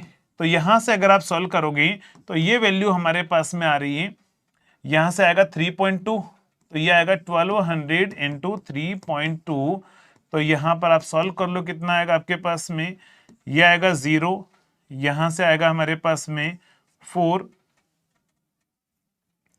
और यहां से कितना आएगा हमारे पास में 3840 वोट आंसर आ रहा होगा। 3840 वोट हमारे पास में आंसर आ रहा होगा। 3840 वोट आपके पास में आंसर आ रहा होगा। देखो यहां पर समझना है ना, यहां पर ऐसे तो मैं तो बिना कैलकुलेटर कैलकुलेशन कर रहा हूं, बट आपके पास में इतना टाइम नहीं लगेगा, है ना, क्योंकि आपके पास में उसको डायरेक्ट कैलकुलेटर पुट करना, आपका आंसर आ जाएगा 3840 वोट आंसर है। अब देखो आइडियल बोलने का मतलब क्या था, आइडियल बोलने का मतलब ये था उसका कहने का क्वेश्चन के अंदर, समझना क्वेश्चंस के अंदर उसका कहने का मतलब ये था कि ये मान लो हमारा एक ट्रांसफॉर्मर है, एक्चुअल में तो हम ट्रांसफॉर्मर ऐसा ही बनाते हैं, यहां पर लोड होगा, समझना। उसका आइडियल बोलने का मतलब क्या था इस क्वेश्चन में, क्यों उसने आइडियल बोला है उसका रीजन भी आपको समझना चाहिए, क्योंकि बहुत बार होता है हम बिना रीजन ही आंसर निकाल लेते हैं, वो आपने भी कर लिया होगा। तो देखो समझना, उसने यहां पर ये बोला कि इधर मैं दे रहा हूं कितना वोल्टेज बताओ, इधर मैं दे रहा हूं 240 वोल्ट, कितना दिया उसने 240 वोल्ट। उसने बोला कि मैं यहां पर दे रहा हूं 240 वोल्ट। अब मैंने क्या किया, ये तो V1 दे रहे हैं ना, ये तो V1 दे रहे हैं हम 240 वोल्ट, तो अगर हम यहां पर V1 दे रहे हैं और यहां पर उसने बोला आइडियल है, तो यहां पर कोई ड्रॉप नहीं होगा। आइडियल ट्रांसफॉर्मर में आपको पता है यहां कोई ड्रॉप नहीं होगा, यही सारा का सारा वोल्टेज यहां पर आएगा E1 पर। तो मैंने E1 को ही 240 ले लिया, E1 को ही 240 मैंने ले लिया, क्यों, क्योंकि ये नॉट प्रेजेंट, यहां पर भी कोई ड्रॉप नहीं होगा, ये भी कोई ड्रॉप नहीं होगा, आइडियल है। तो यहां पर जो E2 मैंने निकाला था ना, उस E2 को ही मैंने लोड का वोल्टेज V ले लिया। समझ में आया आइडियल बोलने का मतलब क्या था उसका? एक बार जल्दी से बताओ, इस क्वेश्चन में उसने आइडियल बोला है, उसका मतलब, कहने का मतलब क्या था उसका, कि जो V1 है उसी को आप E1 मान के चलो, जो E2 है उसी को आप लोड का वोल्टेज मान के चलो, और मुझे बताओ कि लोड का पावर कितना है। तो लोड का करंट उसने बोल दिया कि 4 एंपियर है, 4 एंपियर है, और लोड का पावर फैक्टर 0.8 है। एक बार जल्दी से रिप्लाई करेंगे, ये सभी को समझ में आ गया उसने जो आइडियल बोला है उसका मतलब क्या है कहने का, क्लियर? तो एग्जाम में ध्यान रखना, अगर वो इस तरह से क्वेश्चन पूछ ले आइडियल वाइडियल बोलकर, तो इन चीजों को अवॉइड करते हुए आप न्यूमेरिकल को सॉल्व कर लेना, आपका आंसर बन जाएगा। चलिए बढ़ते हैं अगले क्वेश्चन पर, जल्दी से बताओ क्या आंसर होगा। हाँ, कोई लॉस नहीं लेना है, कुछ भी नहीं लिया हमने, इसलिए डायरेक्टली हमने वहां पर अप्लाई कर दिया ना। आपसे बोला क्वेश्चन के अंदर, द ट्रांसफॉर्मर में have negative voltage regulation if the load power factor is. चलो, आपसे बोला गया ट्रांसफॉर्मर का वोल्टेज रेगुलेशन जो है वो नेगेटिव है, तो लोड पावर फैक्टर क्या होगा। वैसे तो इसमें ऑप्शन के अकॉर्डिंग ही कर लोगे आप, ऑप्शन के अकॉर्डिंग ही कर लोगे, क्योंकि आपको सभी को पता है CVT 1 आप निकालने वाले हो, तो यहां पर जो है आप सभी को पता है कि नेगेटिव वोल्टेज रेगुलेशन जो है वो किस में आता है, एक ही लोड में आता है, लीडिंग में, है ना। ये वर्ड देखते से ही मैं बात करूंगा, यहां पर जो है वो लीडिंग लोड में आता है। अगर लीडिंग लोड में आता है तो फिर सोचने की जरूरत ही नहीं, एक ही ऑप्शन है लीडिंग लोड का, बाकी देखो लेगिंग और यूनिटी, तो आंसर ऑप्शन ए हो जाएगा। तो इस तरह के क्वेश्चन में आप टाइम सेव करना, क्या बोला मैंने, इस तरह से थ्योरेटिकल क्वेश्चन मिलेंगे, उनमें टाइम सेव करना। जो न्यूमेरिकल लेंदी होंगे, जैसे आपको कुछ लग रहा होगा कि सर न्यूमेरिकल लेंदी है कैसे करेंगे, तो वहां सारे क्वेश्चन आपको लेंदी नहीं मिलेंगे, 60% क्वेश्चन आपको कम टाइम वाले मिलेंगे, उनमें टाइम सेव करना। बहुत सारे न्यूमेरिकल ऐसे भी होंगे जिनको करने में 2 से 3 मिनट लगेगा, वहां पर उसको अप्लाई करना उस टाइम को, है ना। तो यहां पर आपको टाइम सेव करना है और फिर आपको आगे बढ़ना है अगले क्वेश्चन पर। तो चलो जल्दी से बताओ क्या आंसर होगा, क्या आंसर आएगा। आपसे बोला कि 2000/200 volt 2 winding single phase transformer reconnected is an step up auto transformer. चलिए, आपसे बोला गया है कि ये जो हमारे पास में 2 वाइंडिंग ट्रांसफॉर्मर है उसको इस तरह का ऑटो ट्रांसफॉर्मर हमने बनाना है। आपसे बोला power rating of the auto transformer कितनी होगी। चलो जल्दी से बताओ क्या आंसर आएगा, क्या आंसर आएगा।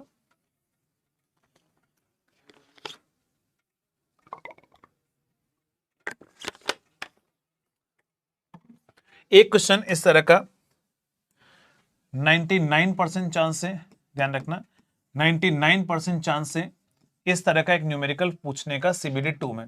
ऐसा क्यों बोल रहा हूं, क्योंकि गेट के अंदर या ESC के अंदर लगभग एक आध साल छोड़ के एक आध साल में क्वेश्चन आता ही आता है, और यही क्वेश्चन आपके एग्जाम में पूछने के चांसेस 99% चांस है कि एक न्यूमेरिकल वो यहां से बनाएगा आपको एग्जाम्स के अंदर। क्या आंसर आ रहा है, 220 आ रहा है, 220 आंसर आ रहा है। चलिए देखते हैं 220 आंसर सही है कि नहीं है। चलो देखो, ऐसा क्वेश्चन कभी भी उसने बोला ना, तो सबसे पहले उसने बोला ट्रांसफॉर्मर है तो 2 वाइंडिंग ट्रांसफॉर्मर जरूर बना लेना यहां पर साइड में रफली, और 2 वाइंडिंग ट्रांसफॉर्मर में ये 2000 वोल्ट साइड है और ये 200 वोल्ट साइड है। उसने बोला क्या क्वेश्चंस के अंदर, ध्यान रखना, उसने क्वेश्चंस में बोला है कि इतने बाय इतने का ट्रांसफॉर्मर, पहले आप क्या काम करना, इन दोनों साइड में करंट निकाल देना इसकी रेटिंग में डिवाइड करके। तो 20 kVA में 2000 का डिवाइड करोगे तो यहां पर करंट आप जरूर निकालना, 20 इंटू केवीए 1000 के अंदर 2000 का आप डिवाइड करोगे तो 10 एम्पियर करंट आएगा। सेम यहां पर करंट निकाल देना, तो यहां पर करंट आएगा 20 इंटू 1000 में केवीए रेटिंग के अंदर 200 का डिवाइड कर देना, तो ये हमारे पास में 100 एम्पियर करंट आएगा। इतना काम आपको करना ही करना है ना, समझना, यहां पर इतना काम तो आपको करना ही करना है। अब इतना काम आपने कर लिया ना, उसके बाद में उसने क्या बोला कि कितने बाय कितने का बनाना है, तो इतने बाय इतने का ट्रांसफॉर्मर हमें बनाना है, कितने 200 बाय 2000 का, सॉरी 200 वोल्ट बाय 2000 वोल्ट का आपको 22,000 है ना। तो देखो यहां पर क्या करोगे, दोनों को ऐड कर लो, ऐड करोगे 2200 आएगा है ना, इन दोनों को ऐड कर लो 2200 आएगा। तो ये दोनों सबसे पहले एडिटिव पोलैरिटी में होनी चाहिए 200, और ये हमारे पास में क्या है 2000 वोल्ट एडिटिव पोलैरिटी में होगा।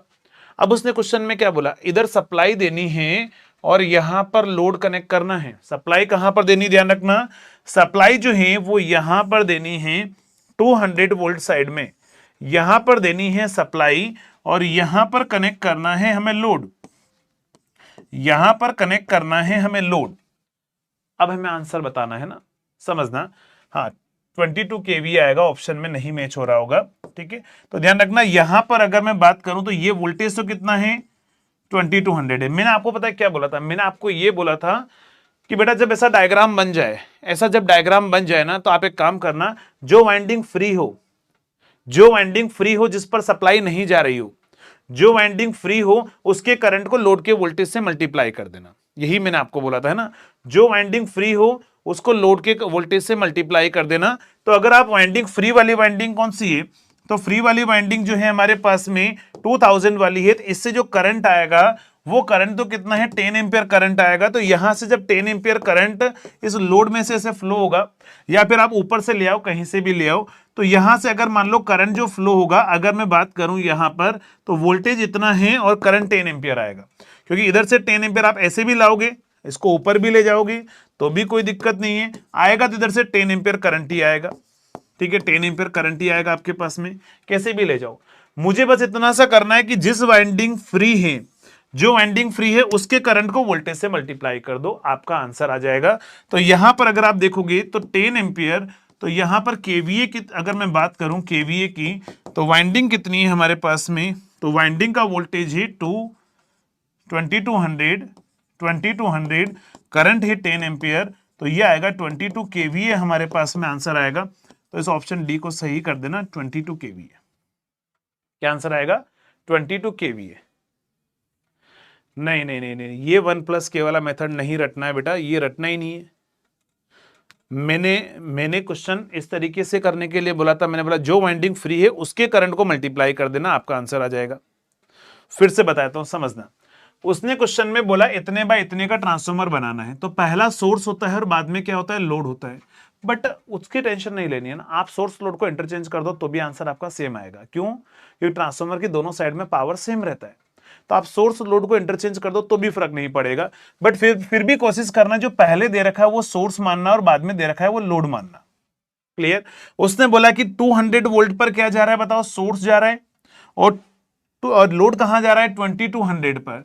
अब ये 2200 वोल्ट तभी हो सकता है जब दोनों का वोल्टेज क्या हो, एड हो। तो एडिटिव पोलैरिटी में यहां पर 2200 वोल्ट एडिशन आएगा, तो मैंने बोल दिया कि ये दोनों एडिटिव पोलैरिटी में होंगे, तो ये वोल्टेज और ये वोल्टेज एड होकर लोड पर वोल्टेज कितना देगा 2200। अब देखो लोड का वोल्टेज पता है, अब लोड का करंट अगर मुझे पता लग जाए तो केवीए में बता सकता हूं, और लोड का करंट कौन सा होगा, तो देखो ये वाइंडिंग समझना, इस वाइंडिंग से जो करंट आएगा या इस वाइंडिंग में जो करंट जाएगा, अरे यहां से अगर ऐसे आया तो भी देखो इस वाली वाइंडिंग का ही करंट जाएगा, अगर ऐसे आया तो भी इस वाली वाइंडिंग का ही करंट जाएगा। तो इस वाली वाइंडिंग का करंट लोड से आएगा, क्योंकि लोड के सीरीज में ये वाइंडिंग है, तो जो वाइंडिंग लोड के सीरीज में है उसके करंट को लोड के वोल्टेज से मल्टीप्लाई कर दो। चलो समझना, इसी न्यूमेरिकल में अगर मान लो इसी क्वेश्चंस के अंदर बस वो इतना सा चेंज करता, समझना, इसी क्वेश्चंस में अगर वो इतना सा चेंज करता, ये न्यूमेरिकल है हमारे पास में, समझना, अगर वो इसी न्यूमेरिकल में बहुत सारे तरीके से चेंज कर सकता है ना, एग्जामिनर के ऊपर डिपेंड करता है कि वो क्या चेंज करना चाह रहा है। हाँ, ऑप्शन में उसमें जरूर 22 आंसर आएगा। ध्यान रखना, अगर वो आपको बस क्वेश्चन में इतना सा चेंज कर दे, बताओ अब आंसर क्या होगा। अगर ये क्वेश्चन अगर आपको दे दे, यहां पर क्या करेगा वो, यहां पर जो है इधर वो 2000 वोल्ट बाय इतने का ट्रांसफॉर्मर बनवाएगा आपसे। अगर ये ट्रांसफॉर्मर बनवा रहा है ना, तो आप मुझे बताओ, बनाना तो एडिटिव है, क्यों? क्योंकि 2200 वोल्ट तभी आ सकता है जब उन दोनों को ऐड करोगे। तो आप एक काम करो, 200 और 2000 वोल्ट वाली वाइंडिंग को आप ऐड कर लो। एडिटिव पोलैरिटी में होगा, ये तो फिक्स है 200 और ये 2000 वोल्ट होगा। अब समझना, उसने बोला सोर्स कहां पर लगाओ, 2000 पर लगाओ। चलिए सोर्स में यहां पर लगाता हूं 2000 पर। उसने बोला लोड कहां पर लगाओ, तो लोड यहां पर लगाता हूं मैं, ठीक है।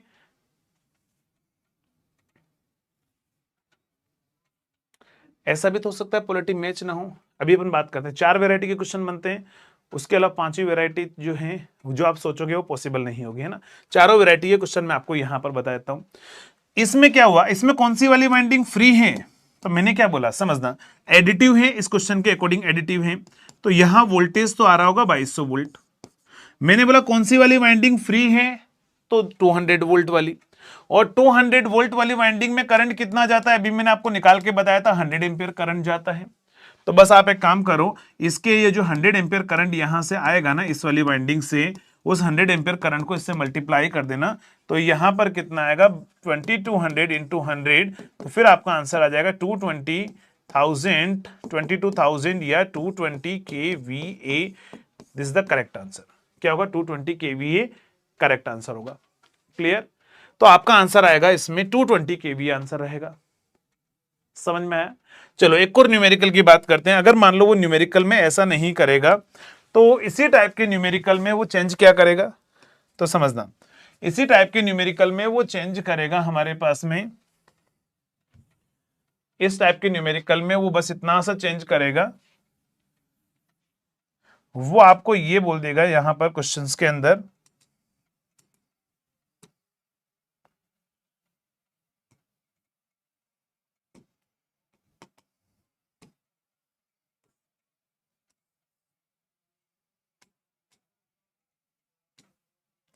समझना, वो यहां पर लिख देगा इसकी जगह 1800 वोल्ट।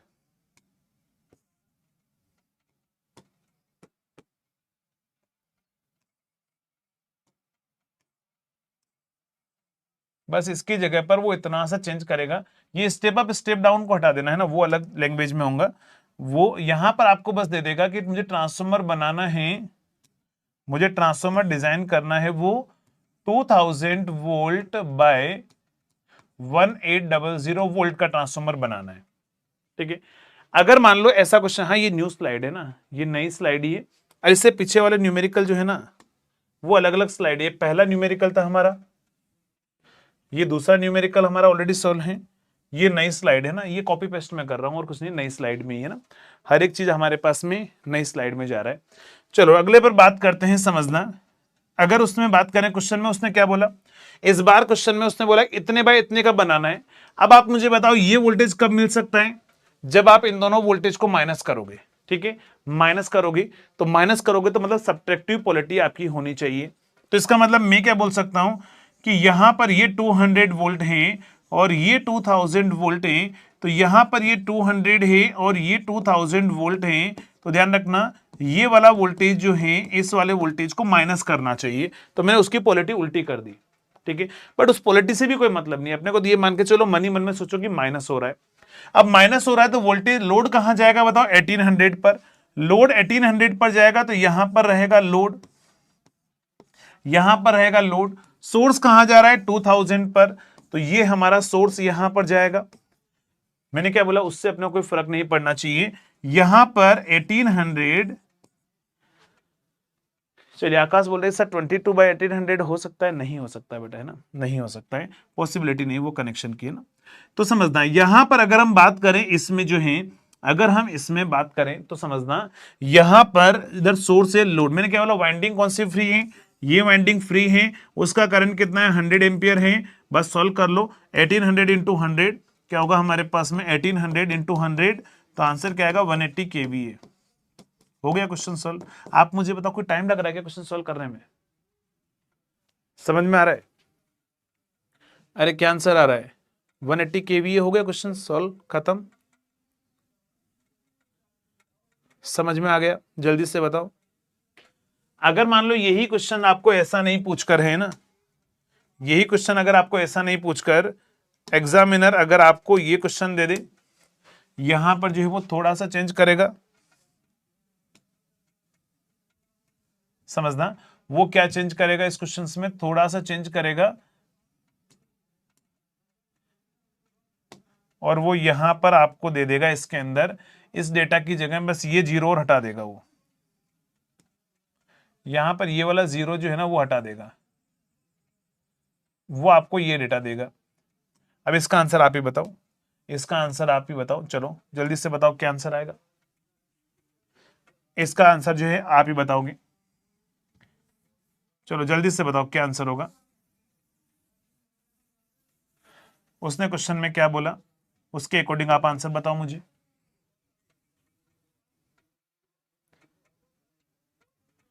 केवीए, चलिए एकदम सही आंसर है, करेक्ट आंसर है। उसने अगर ऐसा बोला तो मैंने क्या बोला, उसने बोला 1800 है, समझना, उसने बोला 1800 है, तो 1800 है तो पहले तो क्या करो उसको,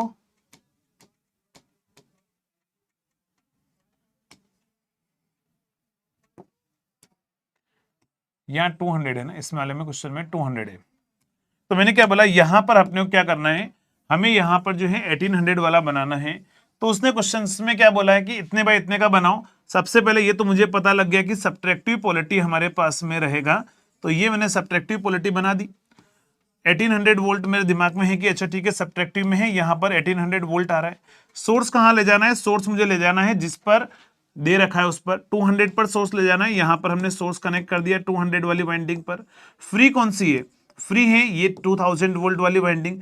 मैंने क्या बोला, जो वाइंडिंग फ्री हो, जो वाइंडिंग फ्री हो उसका करंट को आप उधर से मल्टीप्लाई कर लेना, आपका आंसर आ जाएगा। तो 1800 इंटू 10 कर देना, तो 180 केवीए जो है, सॉरी 18 केवीए ना, 18 केवीए हमारे पास में आंसर होगा। इसके अलावा कोई पांचवी पॉसिबिलिटी नहीं है क्वेश्चन बनाने की। तो जल्दी से बताओ, कर लोगे क्वेश्चन, क्वेश्चन कर लोगे, कर लोगे अब इस तरह का क्वेश्चन। अगर कभी भी एग्जामिनर इस तरह से वो वेरिएशन करेगा, आपको घुमाएगा न्यूमेरिकल्स के अंदर, तो आप कर लोगे। चलिए जल्दी से बताएंगे।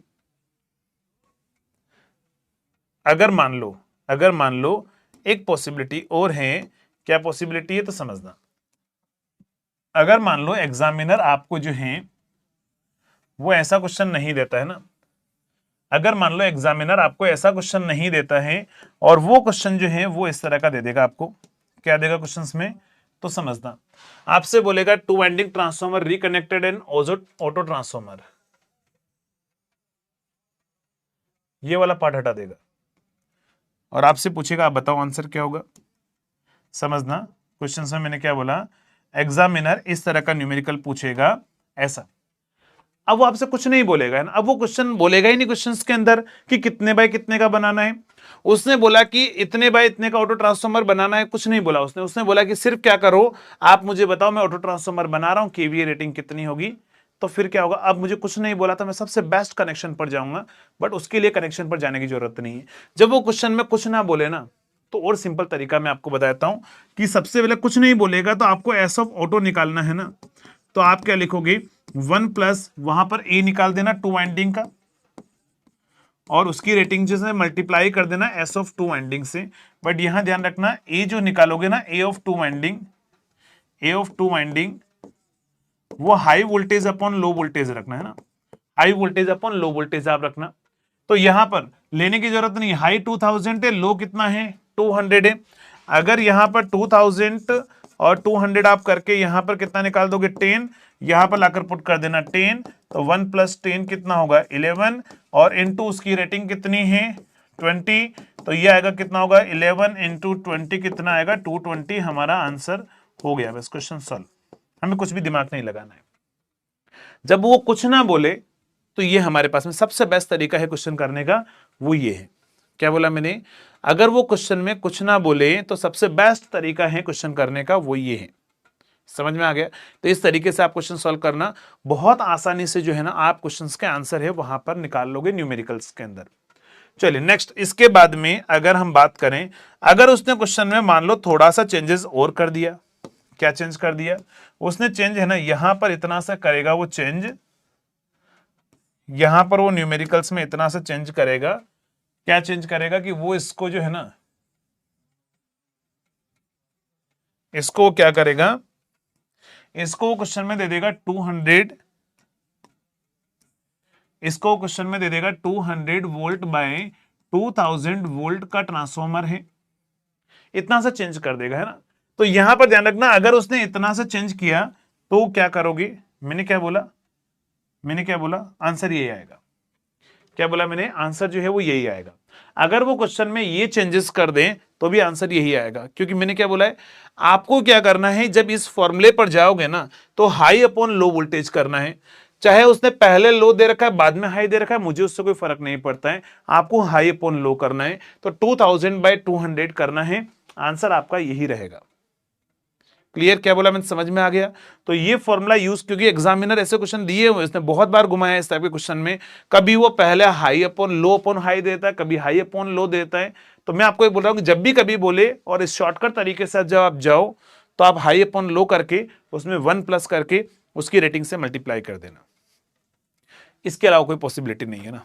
तो 6-7 जो पॉसिबिलिटी थी वो सारी मैंने आपको यहां पर करवा दी है। तो एक बार जल्दी से बता देंगे, जितेश, श्याम, दिनेश, रश्मि, शिवांशु, चलिए जल्दी से बताओ, सभी सभी को समझ में आ गया। चलो बढ़ते हैं हम अगले क्वेश्चंस पर, और अगले क्वेश्चंस का आप आंसर बताएंगे, अगले क्वेश्चंस का आप आंसर बताएंगे। नेक्स्ट, आपसे बोला गया है कि the regulation of transformer which ohmic loss आपको दे रखा है, ओहमिक लॉस आपको दे रखा है, और रिएक्टेंस ड्रॉप आपको दे रखा है, और आपसे पूछा हुआ है कि operating eight 0.8 power factor lagging पर ऑपरेट हो रहा है, वोल्टेज रेगुलेशन आपको बताना है। क्या बताना है, वोल्टेज रेगुलेशन जो है वो आपको आंसर बताना है। अब देखो वोल्टेज रेगुलेशन, वोल्टेज रेगुलेशन की अगर हम बात करें तो वोल्टेज रेगुलेशन कभी भी आपको निकालना है ना, तो फॉर्मूला सभी को पता है कि यार R per unit into cos phi plus X per unit into sine phi होता है, R per unit into cos phi plus X per unit into sine phi हमारे पास में होता है। अगर आप इसको सॉल्व करोगे तो आर पर यूनिट जो होता है, देखो ये ओमिक लॉस दे रखा है, ओमिक लॉस को अपन बोलते हैं कॉपर लॉस, और कॉपर लॉस ही होता है आर पर यूनिट। तो इसका मतलब ये जो दे रखा है ना, ये 1%, ये आर पर यूनिट आपको दे रखा है। तो चलो आर पर यूनिट जो है 1% आपको दे रखा है, इंटू कोस फाई कितना है 0.8, लेगिंग पर निकालना है इसलिए प्लस ले रहा हूं मैं, 0.8 पावर फैक्टर है 0.8, एक्स पर यूनिट जो रिएक्टेंस ड्रॉप होता है, ध्यान रखना ये रिएक्टेंस ड्रॉप ही एक्स पर यूनिट होता है, एक्स पर यूनिट कितना है 5% है, तो यहां पर ये 5% दे रखा है, इंटू जब कोस की वैल्यू 0.8 होती है तो साइन की वैल्यू 0.6 होती है, याद रख लेना है ना। कोस की वैल्यू 0.8 हो गई, कोस की वैल्यू 0.8 होगी तो साइन की वैल्यू 0.6 होगी। आप बोलोगे सर ये तो याद रख लेंगे, मान लो अलग डेटा हुआ तो फिर कैसे निकालेंगे, कैलकुलेटर अलाउड है, साइन फाई की वैल्यू निकालना 1 माइनस कोस स्क्वायर फाई से, ट्रिग्नोमेट्री को यूज करके यहां से निकालना है ना। तो यहां पर आप वैल्यू पुट कर लो 0.6, तो ये आएगा 0.8 प्लस ये कितना आएगा, तो ये आएगा आपके पास में 3% और 0.8% तो कितना आएगा 3.8%। ऑप्शन ए करेक्ट आंसर है, ऑप्शन ए हमारे पास में करेक्ट आंसर है। अब समझना, इसी न्यूमेरिकल में पता है एग्जामिनर क्या करेगा, एग्जामिनर थोड़ा सा चेंज करेगा, क्या चेंज करेगा, तो समझना इसी न्यूमेरिकल में बस आपको वो इतना सा चेंज करेगा, इस न्यूमेरिकल में न्यूमेरिकल यही रहेगा, सब कुछ सेम रहेगा, बस वो यहां पर चेंजेस ये करेगा, वो यहां रिएक्टेंस नहीं देकर वो आपको यहां पर दे देगा इंपेडेंस, वो यहां पर क्या कर देगा, यहां पर दे देगा क्वेश्चंस में इंपेडेंस ड्रॉप है। तो चलो सॉल्व करके बताओ जल्दी से क्या आंसर आएगा, इंपेडेंस ड्रॉप जो है अगर आपको वो देता है तो क्या आंसर आएगा, जल्दी सॉल्व करो।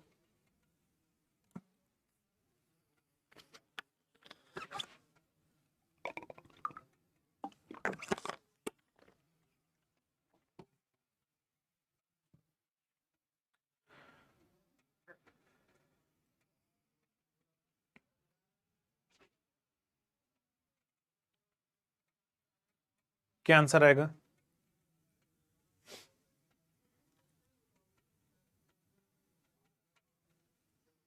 अच्छा, थ्योरेटिकल क्वेश्चंस के लिए, और अगर आपको पता हो तो मैं कुछ प्रैक्टिस खुद टेलीग्राम पर भी करवा रहा हूं मैं, तो थ्योरेटिकल के लिए उन क्वेश्चंस को भी आप फॉलो कर सकते हो ना। थ्योरेटिकल में ज़्यादा चेंजेस नहीं आएगा ना, थ्योरेटिकल में वही चीज़ें रहेगी और उनका स्टेटमेंट वाइज बना देगा। आज मैं आपको थोड़े से अच्छे लेवल के क्वेश्चन मैं आपको दे दूंगा, तो थ्योरेटिकल में जो है आप उनको भी फॉलो कर सकते हो उन क्वेश्चंस को। हाँ, पहले आपको यहाँ पर रिएक्टेंस निकालना पड़ेगा, आंसर सेम नहीं आएगा। सेम कैसे आएगा, मतलब लगभग थोड़ा सा वेरिएशन आ रहा होगा आंसर। इंपेडेंस जब वो देगा ना, तो आपको यहां से एक्स पर यूनिट निकालना पड़ेगा। कैसे निकालोगे? जेड पर यूनिट का square minus R per unit का स्क्वायर। चलो यहाँ डेटा तो ऐसा है कि ज्यादा वेरिएशन नहीं आएगा, क्योंकि 5 के स्क्वायर में से 1 का स्क्वायर जब मैं करूंगा माइनस, तो हमारे पास में 24 आएगा, √24। तो वो लगभग वैल्यू सेम ही आ रही होगी ना, थोड़ा सा वेरिएशन आ रहा होगा बस, और कुछ नहीं है। तो √24 आपको यहां से निकालना पड़ेगा। तो ये √24 की वैल्यू परसेंटेज में जो भी आ रही है वो आप निकाल लो, और यहां पर एक्स पर यूनिट की वैल्यू 5 नहीं होगी, वो वैल्यू लाकर रख दो √24, और इसके अकॉर्डिंग आंसर बता दो कितना आ रहा है। तो 3.73 आ रहा है, 3.73%। अब ये कैलकुलेटर से आप सॉल्व कर लेना। तो मतलब क्या समझ में आया कि एग्जाम में ये ध्यान रखना है कि यहां पर वो इंपिडेंस ड्रॉप दे रहा है या रिएक्टेंस ड्रॉप दे रहा है, वहां पर मिस्टेक मत करना क्वेश्चन की लैंग्वेज को पढ़ने में। अगर आपने इस चीज का ध्यान रखा है तो डेफिनेटली आप इस क्वेश्चन को बहुत आसानी से और सही तरीके से आप करके आओगे। क्लियर, समझ में आ गया सभी को? एक बार जल्दी से रिप्लाई करेंगे। चलो बढ़ते हैं अगले नेक्स्ट पैटर्न के क्वेश्चंस पर। नेक्स्ट पैटर्न का न्यूमेरिकल वो क्या बना सकता है? नेक्स्ट पैटर्न का न्यूमेरिकल वो क्या बना सकता है? तो आपसे बोला गया क्वेश्चंस के अंदर, इन ए पावर ट्रांसफॉर्मर कोर लॉस आपको दे रखा है 40 हर्ट्ज पर, आपको दे रखा है 100 वोल्ट दे रखा है 60 हर्ट्ज पर। आपसे बोला है under the same maximum flux density, है ना, सेम फ्लक्स डेंसिटी उसने बोला हुआ है। कोर लॉस 50 हर्ट्ज पर कितना होगा ना। चलो 40 हर्ट्ज पर आपको दे रखा है, 60 हर्ट्ज पर दे रखा है, और 50 हर्ट्ज पर आपसे कोर लॉस पूछा हुआ है। तो ये मेथड आपने नाम सुना होगा, लॉस सेपरेशन मेथड। ये कौन सा होता है? लॉस सेपरेशन मेथड का नाम आप सभी ने सुना होगा। तो लॉस सेपरेशन मेथड का ये क्वेश्चन है, और यहां पर ध्यान रखना, यहां पर अगर हम बात करें इस क्वेश्चन में, तो मैंने क्या बोला था? मैंने आपको ये बोला है क्वेश्चन के अंदर कि यहां पर जो पीआई होता है ना, पीआई जो होता है वो पीई प्लस पीएच होता है, ये सभी को पता है। और पी जो है वो डायरेक्टली प्रोपोर्शनल टू, पी का फॉर्मूला सभी को पता है, K into F square into B M square into T square into V. PH की वैल्यू कितनी होती है हमारे पास में? K H into F into B M to the power X into V cube. But इसका मुझे कोई मतलब नहीं, उसने सेम फ्लक्स डेंसिटी बोला है, मैं डायरेक्ट यहां से रिलेशन लिखूंगा। ये directly proportional to F square होता है, डायरेक्टली प्रोपोर्शनल टू एफ होता है। तो यहां पर शायद आपको पता होगा, तो मैंने इसको प्रोपोर्शनल हटाकर मैंने लिखाया था आपको कि पी जो है वो हमारे पास में होता है बी इंटू एफ स्क्वायर, और पी एच जो होता है वो हमारे पास में होता है ए इंटू एफ। तो ये वैल्यू आप यहां पर पुट कर लो, तो फाइनली फॉर्मूला आ जाएगा पी आई का, वो आएगा A into F plus B into F square. पहले मैं पी एच लिख रहा हूं मैं, और बाद में मैं पी लिख रहा हूं। तो ये हमारे पास में है। अगर ये वैल्यू अगर हमारे पास में आ चुकी है, तो यहां पर अगर हम बात करें तो यहां P I divide by F जो है वो ए प्लस बी इंटू एफ होता है। ये रिलेशन आपको याद रखना है, लेकिन ध्यान रखना कांस्टेंट फ्लक्स डेंसिटी है ना।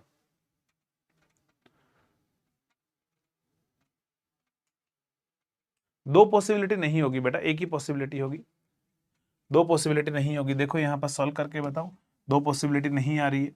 देखो यहां पर पीआई कितना है, पीआई कितना है 50 हमारे पास में है, और यहां पर कितने पर 40 हर्ट्ज पर है। ए प्लस बी इंटू कितना है 40 हर्ट्ज पर है, तो 40 इंटू बी रहेगा।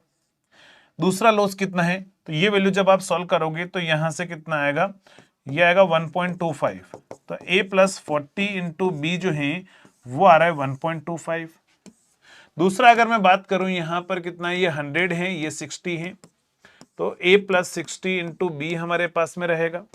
तो यहां पर आप लिख दो ये कितना आएगा हमारे पास में 5/3, और a plus 60 into B, A plus 60 into B, या इसको आप 5/4 भी लिख सकते हो ना, राइट कैलकुलेशन में 5/4 रन दो, एलसीएम लेकर सॉल्व करने में बहुत आसानी रहेगी। दोनों इक्वेशन को माइनस कर लो, 60 में से 40 के कितना बचेगा 20, तो 20 बी जो आएगा वो आएगा 5/3 में से 5/4 को जब आप माइनस करेंगे तो 20 में से 15 गया, 5 बचेगा 5/12, तो यहां से बी की वैल्यू कितनी आएगी हमारे पास में 5/12, 5/12 इंटू कितना आएगा हमारे पास में 20, तो ये आएगा बी की वैल्यू। बी की वैल्यू जब आ जाएगी ना तो यहां पर इस इक्वेशन में लाकर पुट कर देना, ए की वैल्यू निकाल देना। ये बी की वैल्यू जो आ रही है कितनी आ रही है 5 डिवाइड बाय कितना आ रहा है 240, एक बार देख लेना कि कैलकुलेशन मिस्टेक हो तो यहां पर बी की वैल्यू कितना आ रहा है 5 डिवाइड बाय 240 हमारे पास में आ रहा है। और अगर हम ए की वैल्यू की बात करें तो यहां पर आप सॉल्व भी कर सकते हो, 1/48 है ना, ये 1/48 हमारे पास में आ गया है ए की वैल्यू, बी की वैल्यू।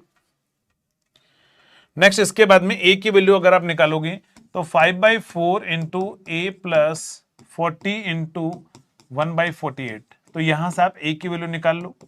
तो जो भी ए की वैल्यू आ रही है, जो भी ए की वैल्यू आ रही है, ये दोनों वैल्यू आ गई। अब आपको आयरन लॉस निकालना है 50 हर्ट्ज पर, तो ए इंटू 50 कर दो, A into F plus B into F square कर दो, तो ए की वैल्यू जो भी यहां से आ रही है निकालो, कितनी वैल्यू आ रही है ये भी बता दो जल्दी से, जो भी वैल्यू आ रही है आपके पास में यहां से निकालो। हाँ थोड़ा लेंदी है ये क्वेश्चन, आता है लेंदी है ना, मैंने क्या बोला थ्योरेटिकल में टाइम सेव करके आपको यहाँ पर लगाना पड़ेगा, लेंदी है और इसको आपको ऐसे ही करना पड़ेगा, इसके अलावा कोई दूसरा अपने पास अल्टरनेट ऑप्शन नहीं है, आपको ये करना ही पड़ेगा। हो सकता है वहां डेटा ऐसा दिया हो जो जल्दी से मल्टीप्लाई डिवाइड हो जाए, कैंसिल हो जाए, तो बात अलग रही, बाकी ऐसा क्वेश्चन बनता है एग्जाम में। इवन ये क्वेश्चन तो आपके जेई एग्जाम में भी आए हुए हैं, जेई एग्जाम में जहां कैलकुलेटर अलाउड नहीं होता है वहां पर भी ऐसा क्वेश्चन पूछा गया है, हालांकि आप छोड़ देते हो उस टाइप के क्वेश्चन को, बट करना है अभी हमें ना, इजी क्वेश्चन है, हर कोई करके आएगा। तो यहां पर लिखो 40 डिवाइड बाय 48, जो भी ए की वैल्यू आ रही है आप यहां पर क्या करो लाकर पुट करो और जल्दी से आंसर निकालो। क्या आंसर आ रहा है जल्दी से बताओ, ए की वैल्यू कितनी आई 73 वोट आंसर आया है। ए की वैल्यू जितनी भी आई है वो यहां लाके पुट करो। बी की वैल्यू ऑलरेडी मेरे पास में है, कितना है 1/48, तो यहां पर बी की वैल्यू थे 1/48 इंटू 50 का स्क्वायर है, और ए की वैल्यू जो है इंटू 50 आप कर लो।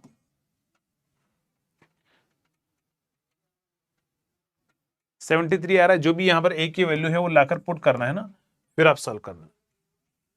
ए की वैल्यू कितनी आ रही 5/12, 5/12 आ रही है, चलो सॉल्व कर लेना इसको, आप कर लोगे, कर लोगे आंसर जल्दी से बताओ। और इसका आंसर आप देख लो कितना आ रहा है 73 आ रहा है क्या, 73 वैसे ऑप्शन में है, अगर आपका आंसर आ रहा है तो देख लो सही आंसर होगा। चलिए अरे जल्दी से बताओ, थोड़ा बहुत कॉन्फिडेंस आ रहा है क्वेश्चंस के अंदर। चलो ये क्वेश्चंस भी आप करो, जल्दी से बताएंगे क्या आंसर आ रहा है। यहां पर आपसे बोला गया क्वेश्चंस के अंदर, इसमें देखो सारे ये क्वेश्चंस बहुत इजी है, अब इसमें सारी चीजें मैंने दे रखी है, तो आपको ज्यादा दिमाग लगाना नहीं है, वैल्यू पुट करके आंसर निकालना है, वैल्यू पुट करके आपको आंसर निकालना है। आपको उसने क्वेश्चंस में बोला हुआ है कि 2400/240 volt 200 kVA single phase transformer है जिसका कोर लॉस 1.8 किलोवाट है और इक्विवेलेंट रेजिस्टेंस 1.1% है। अब देखा इस क्वेश्चंस के अंदर, अब इस क्वेश्चंस में उसने घुमाया, आपको क्या घुमाया, एक डेटा दिया पर यूनिट में और एक डेटा दिया वोट के अंदर, समझ में आ रहा है। पर यूनिट वाला मेथड देखो कितना काम आएगा है ना, पर यूनिट वाले मेथड को है ना इतना मतलब यू मत समझना, लाइटली मत लेना, काफी अच्छा न्यूमेरिक मेथड है वो। अब उसने क्वेश्चंस में एक डेटा दिया परसेंटेज मतलब पर यूनिट में, और एक डेटा दिया उसने वोट के अंदर, या तो आप दोनों को पर यूनिट में ले जाओ, नहीं तो दोनों को वोट में लेके जाओ, उसके अकॉर्डिंग आपको आंसर निकालना है ना। तो यहां पर जो है मैंने आपसे क्या बोला, आपसे पूछा द ट्रांसफार्मर एफिशिएंसी आपसे पूछी है और फुल लोड पर पूछी, कोई दिक्कत नहीं, फिर तो एफिशिएंसी जो है वो VI into cos phi, but क्यों अपने को उस पर जाना, कोस उस पर लगाओ ना अपने पर यूनिट के अंदर, cos phi upon cos phi plus PI plus PCU, और फुल लोड पर पूछा है, हमें कोई दिक्कत है ही नहीं। तो कोस फाई की वैल्यू कितनी है 0.9 उसने दिया है, ये 0.9 है, डिवाइड बाय कोस फाई कितना है 0.9 है। पीआई मुझे ये चाहिए किसमें, पर यूनिट में। तो मैंने क्या बोला कि पीआई अगर आपको पर यूनिट में निकालना हो तो आप क्या करोगे, जो भी पावर दे रखा है डिवाइड बाय एस का डिवाइड कर देना। एस कितना है 200 का है, तो आप इसको सॉल्व कर लो, कितना है 0.9, तो ये आ जाएगा 0.009। ठीक है, ये वैल्यू आ रही देख लेना 0.009। तो पीआई की वैल्यू कितनी है, पीआई की वैल्यू परसेंटेज में है, तो आप इसको लिख दो 0.01। ये कितने है पर यूनिट में लिखा, अगर ये इक्विवेलेंट रेजिस्टेंस से ध्यान रखना, ये रेजिस्टेंस ही पीसीयू होता है, तो ये कितना है 0.01 और ये आ जाएगा 0.009। बस आप सॉल्व कर लो, 0.9 डिवाइड बाय 0.9 प्लस 0.019, तो यहां पर कितना आएगा 0.9 अपॉन 0.919 इंटू 100। देख लो कितना आंसर आ रहा है, कितना आंसर आ रहा है, कितना आंसर आ रहा है, 97.80 आ रहा है क्या। चलिए इसकी कैलकुलेशन करके अपन देख लेते हैं। तो यहां पर अगर हम बात करें इसमें 0.9 डिवाइड बाय 0.919, 97.9 आंसर आ रहा है ना, 97.9 आपका आंसर आ रहा होगा। तो ये आंसर आ चुका है 97.9 परसेंटेज के अंदर आपका आंसर होगा। देख लो ऑप्शन में कहां पर दे रखा है 97.9, मतलब वो 82 वाला दे रखा है, तो ये आपका आंसर आ जाएगा। ये तो हो गया तरीका एक पर यूनिट में करने का। कोई बोलेगा सर अगर मान लो पर यूनिट में मेरा दिमाग काम नहीं किया तो वहां पर क्या करूंगा, कुछ नहीं, एक काम करो, ये जो पर यूनिट में है ना उसको उस केवीए रेटिंग से मल्टीप्लाई करके आप किस में ले आओ, आप किस में ले आओ, आप किलोवाट में ले आओ, क्योंकि इसको आपको ओम में मतलब वोट में ले जाना पड़ेगा ना। तो वोट में ले जाने के लिए या तो इस रेटिंग को इससे मल्टीप्लाई कर लो, फिर वोट में आ जाएगा, फिर आप वोट वाला फॉर्मेट यूज कर लेना। लेकिन पता है उसमें दिक्कत क्या होगी कि अगर आप इसको रेटिंग से मल्टीप्लाई करोगे, एक तो मल्टीप्लीकेशन कैलकुलेशन वो ज्यादा होगी, ठीक है। यहां पर इसको पीसीयू को उसमें लाने के लिए आप एस रेटिंग से मल्टीप्लाई करोगे, एक कैलकुलेशन वो ज्यादा होगी। जब वो कैलकुलेशन आपके पास में ज्यादा हो जाएगी, उसके बाद में क्या करोगे, यहां पर फिर से लाकर आपको वी की वैल्यू भी पुट करनी पड़ेगी। फिर से 200 को पावर फैक्टर से मल्टीप्लाई करना है, फिर 200 को यहां पावर फैक्टर 0.9 से मल्टीप्लाई करना है। अननेसेसरी कैलकुलेशन आप बढ़ा दोगे और कुछ नहीं है ना। तो जब आपको चीजें पर यूनिट में इजी होती हुई दिखे तो पर यूनिट वाले पे चले जाना। अगर आपको चीजें क्या करोगे, अगर उसमें इजी लग रही है तो आप उसमें चले जाना। पता लगा कि यहां पर आंसर जो ये किलोवाट में दे रखा है और ये भी किलोवाट में दे रखा है और आप पर यूनिट में करने जा रहे हो, तो फिर आपसे जो है ये ध्यान रखना कि आप वहां पर अननेसेसरी अपना टाइम वेस्ट कर रहे हो।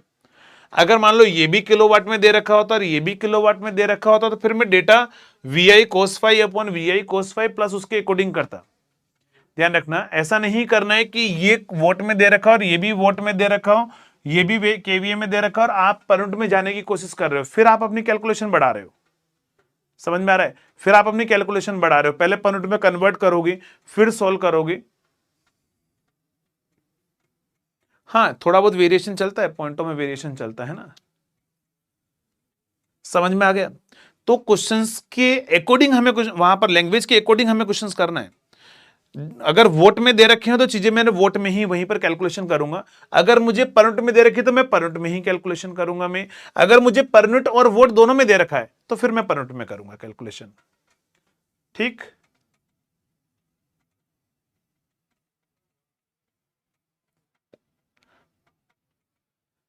आंसर आपका सेम आएगा, आंसर में कोई चेंजेस नहीं है, आंसर में कोई चेंजेस नहीं है, आंसर सेम आएगा। कोई बोल रहे हैं सर आंसर हम जब इसमें कर रहे हैं तो आंसर में थोड़ा वेरिएशन आ रहा है। बेटा वो पॉइंटों में 0.001 के बाद में आपने अप्रोक्सीमेशन ले लिया होगा, इसलिए वो वेरिएशन आ रहा है और कुछ नहीं है। क्या बोला मैंने, अप्रोक्सीमेशन पर डिपेंड करता है, उससे फर्क नहीं पड़ता है, आंसर आपका सेम आएगा। आप एक काम करो, पीसीयू को आप यहीं तक मत लेकर चलो, ठीक है। आप जो 0.11 लिखो पहले तो इसको, ठीक है, 0.11 लिखो, फिर उसके बाद में आप कैलकुलेट, अच्छा ये 0.11 है ना, तो यहां पर एक 1 और लिख दो, यहां 1 और लिख दो, 0.1 लिख दिया था हमने है ना, आंसर एग्जैक्ट आएगा ना। यह 0.11 करना है ना, क्योंकि हमने यहां पर 0.1 लिख दिया था, तो ये 0.101 की जगह हमारे पास में कितना आ जाएगा, ये 1 होगा तो 9 0 हो जाएगा, तो ये 2 हो जाएगा, है ना, 0.92 कर लो। देखो आपका आंसर वही आ रहा होगा, 97.8 आ रहा होगा। हमने यहाँ पर 0.11 नहीं लिया, हमने अप्रोक्सीमेशन पुट कर दिया। ठीक, चलिए, तो ये चीज आपको समझ में आ गई होगी। नेक्स्ट बढ़ते हैं अगले एग्जाम्पल पर और आप आंसर बताएंगे, क्या आंसर होगा।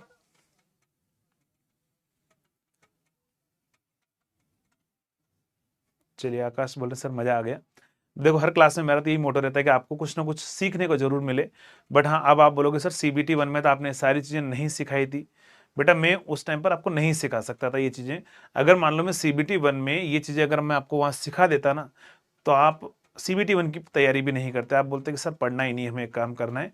तो जो चीज जहां पर रिक्वायर्ड होती है मैं वहीं पर आपको बताऊंगा, है ना। ठीक है, जो चीज जहां पर रिक्वायर्ड होगी वहीं पर बताऊंगा। और CBT 1 में अगर मैं आपको बता भी देता उस परंट वाला कॉन्सेप्ट, तो कर तो आप पाते ही नहीं, क्योंकि मुझे पता है कि कैलकुलेटर से करने में टाइम लग रहा है, तो हाथ से करने में तो आपको और भी ज्यादा टाइम लगता। तो वहां पर जो चीज जहां पर रिक्वायर्ड होगी वो वहीं पर बताया जाएगा, है ना। चलो, ऐसे आपको बहुत सारी चीजें आगे सीखने को मिलेगी, है ना। इंडक्शन में भी सीखने को मिलेगा, आपको DC में भी सीखने को मिलेगा कि सर अच्छा ये तो CBT 1 में आपने बताया ही नहीं था, क्योंकि वहां पर वो कंडीशन नहीं थी आपकी कि मैं वहां पर वो चीज आपको सिखा पाऊँ। तो ऐसे बहुत सारी चीजें आपको सीखने को मिलेगी, है ना। चलो, तो यहां पर अगर हम बात करें आगे, अगर हम आगे बढ़े, तो मैंने क्या बोला कि 4 kVA ट्रांसफॉर्मर, आयरन लॉस आपको दे रखा है, फुल लोड कॉपर लॉस आपको दे रखा है। आपसे क्या बोला, maximum efficiency 8, unity power factor will be. चलिए, मैक्सिमम एफिशिएंसी पूछिए, ध्यान रखना मैक्सिमम एफिशिएंसी आपसे पूछिए, तो देखो मैक्सिमम एफिशिएंसी का फॉर्मूला होता है x into VI cos phi divide by क्या होगा, x into VI cos phi plus क्या होगा 2 टाइम्स ऑफ PI। तो पहले सबसे पहले तो आप x निकालो, x निकालोगे root of PI divide by PCU करके। तो यहां पर PI कितना है, PI है हमारे पास में 200/200 है, तो निकालने की जरूरत ही नहीं। फिर तो हमें पता लग रहा है कि कॉपर लॉस और आयरन लॉस हमें दोनों बराबर दे रखे हैं, तो हमारे पास फुल लोड पर ही मैक्सिमम एफिशिएंसी आएगी। क्यों, क्योंकि आपको तो मैक्सिमम एफिशिएंसी पर दोनों बराबर होते हैं। तो फिर यहां पर x की वैल्यू 1 आ गई, तो फिर तो कोई दिक्कत है नहीं, x की वैल्यू 1 है, VI की वैल्यू कितनी है 4 है, cos फाई की वैल्यू कहां पर निकालनी, यूनिटी पावर फैक्टर पर 1 है, तो x की वैल्यू 1 है, cos फाई की वैल्यू 4 है, यहां पर ये वैल्यू 1 है, प्लस 2 टाइम्स ऑफ PI करना है। लेकिन गलती से यहां पर है ना, यहाँ KVA में है, इसको भी आप KVA में ले जाना, तो PI जो होगा वो आप लिखोगे 0.2 किलोवाट, है ना। तो यहां पर लिख दो 0.2 किलोवाट। तो यहां पर आ जाएगा 4 डिवाइड बाय 4.4 इंटू 100। अब देख लो आपका ये आंसर आ रहा होगा, 4 डिवाइड बाय 4.4 इंटू 100 कितना आंसर आ रहा है, आप देख लो। क्लियर, 90.9 आ रहा है, 90.9 आ रहा है, 90.9 आ रहा है। तो 90.9 जो है हमारे पास में, अगर वो आंसर आ रहा है तो आपके पास में आंसर जो है वो करेक्ट है, 90.9 आंसर आ रहा है। ठीक है, अब देखो यहां पर ध्यान रखना है ना, मुझे पता है आप में से बहुत सारों ने ये मिस्टेक की होगी। किस किस ने मिस्टेक की, लिटरली बताना कि आपने ये x की वैल्यू निकाली नहीं होगी। किस किस ने मिस्टेक की थी, जल्दी से बताओ, ये मिस्टेक किस किस ने की थी और किस किस ने वैल्यू निकाली थी, x की वैल्यू। तो ये क्वेश्चन मैंने इसीलिए लिया है क्योंकि आप यहां पर गलती करोगे। आपको यहां पर उसने पूछा कि मैक्सिमम एफिशिएंसी बताओ, ठीक है। अगर मैक्सिमम एफिशिएंसी बताओ तो पहले आपको वो कंडीशन तो निकालनी पड़ेगी ना जिस पर मैक्सिमम एफिशिएंसी आएगी। समझ में आ रहा है क्या बोल रहा हूं मैं। अगर उसने पूछा आपसे कि मैक्सिमम एफिशिएंसी बताओ, तो पहले मैं यहां पर ये तो चेक करूंगा ना कि मैक्सिमम एफिशिएंसी किस लोड पर आ रही है, और मैक्सिमम एफिशिएंसी किस लोड पर आ रही है, तो वो हमें यहां से पता लगेगा, है ना, कि हमें पहले ये x की वैल्यू निकालनी पड़ेगी कि जिस x की वैल्यू पर मैक्सिमम एफिशिएंसी आएगी उसको हम निकालेंगे, उस x की वैल्यू को, और यहां पर लाकर पुट करेंगे, तभी हमें पता लगेगा कि मैक्सिमम एफिशिएंसी जो है वो कहां पर आ रही होगी, क्योंकि मैक्सिमम एफिशिएंसी निकालना है। निकाले थे, चलिए बहुत सही। फिर हाँ, गलती किया था, वो डेटा एक्चुअली उन्होंने दोनों सेम दे रखा था, इसलिए आपका आंसर सेम आ गया। अदरवाइज अगर यहाँ 200 और यहाँ 400 होता तो फिर आपका आंसर गलत आता, है ना। तो एग्जाम में ये मिस्टेक नहीं करना है, जब भी कभी मैक्सिमम एफिशिएंसी पूछे तो उसकी कंडीशन जरूर निकालना। चलो, अगले क्वेश्चन का आप आंसर बताएंगे, क्या आंसर होगा। आपसे बोला है कि क्वेश्चंस के अंदर consider the following losses for a short circuit test.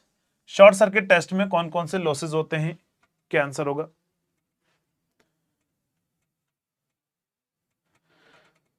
चलिए, मतलब हाँ कॉन्सेप्ट पता होना चाहिए, बस इस चीज का ध्यान रखना कि अच्छा हमें मैक्सिमम एफिशिएंसी पूछे तो हमें मैक्सिमम एफिशिएंसी की कंडीशन भी निकालनी है। चलो आपके अगर हम बात करें यहां पर, तो उसने क्वेश्चन में क्या बोला कि शॉर्ट सर्किट टेस्ट में कौन से लॉस होते हैं। सभी को पता है कि शॉर्ट सर्किट टेस्ट में कौन से लॉस होते हैं, कॉपर लॉस होता है। अगर यहां पर जो है कॉपर लॉस होता है तो कॉपर लॉस पहला सही है। ये बोल रहा है आयरन लॉस होता है क्या, copper loss and iron loss नहीं, शॉर्ट सर्किट टेस्ट में नहीं होता है। एडी करंट लॉस होता है क्या, नहीं होता है। फ्रिक्शन लॉस होता है क्या, नहीं होता। फ्रिक्शन लॉस और विंडेज लॉस तो पॉसिबिलिटी है ही नहीं। तो आपका आंसर क्या होगा, ओनली वन। क्या आंसर होगा, ओनली वन हमारे पास में आंसर रहेगा। तो ऑप्शन ए करेक्ट आंसर है। तो देखो थ्योरेटिकल क्वेश्चन आते सही तो मुझे पता है आप फराटेदार आंसर दोगे यार, इतना मुझे पता है, आपके ऊपर कॉन्फिडेंस है। चलो ये क्वेश्चन आप बताओ। ये उसी टाइप का क्वेश्चन जो मैंने अभी आपको पहले करवाया था। आपसे बोला गया क्वेश्चंस के अंदर नॉर्मल ऑपरेशन 400 वोल्ट 50 हर्ट्ज पर आयरन लॉस इतना है, और उसने क्या बोला कि अगर सप्लाई वोल्टेज और फ्रीक्वेंसी अगर हम रिड्यूस टू 200 और 25 कर दें, 200 और 25 कर दें, तो हमारे पास में आयरन लॉस इतना है। तो बताओ eddy current loss normal voltage पर कितना होगा। नॉर्मल वोल्टेज मतलब पहले केस में है ना, ये नॉर्मल ऑपरेशन, उसने बोला नॉर्मल ऑपरेशन। ये वही है, देखो फ्लक्स डेंसिटी कांस्टेंट वाला कॉन्सेप्ट।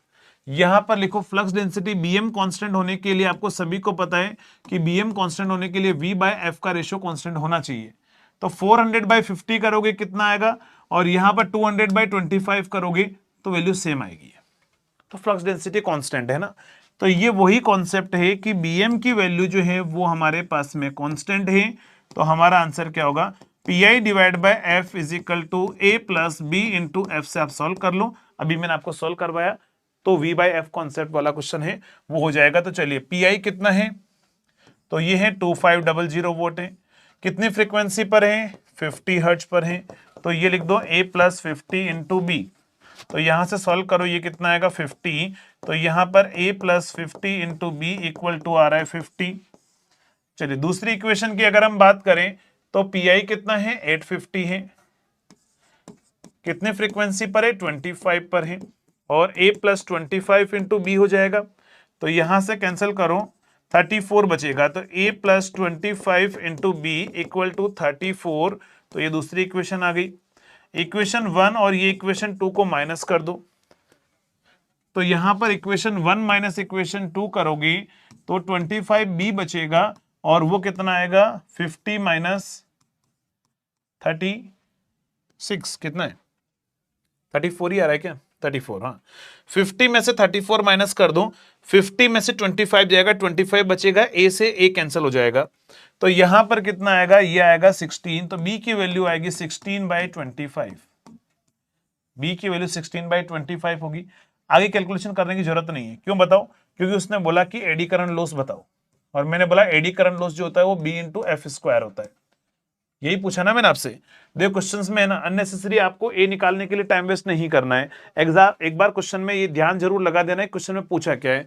उसने बोला एडी करंट लॉस बताओ कितनी नॉर्मल वोल्टेज पर, नॉर्मल फ्रीक्वेंसी पर।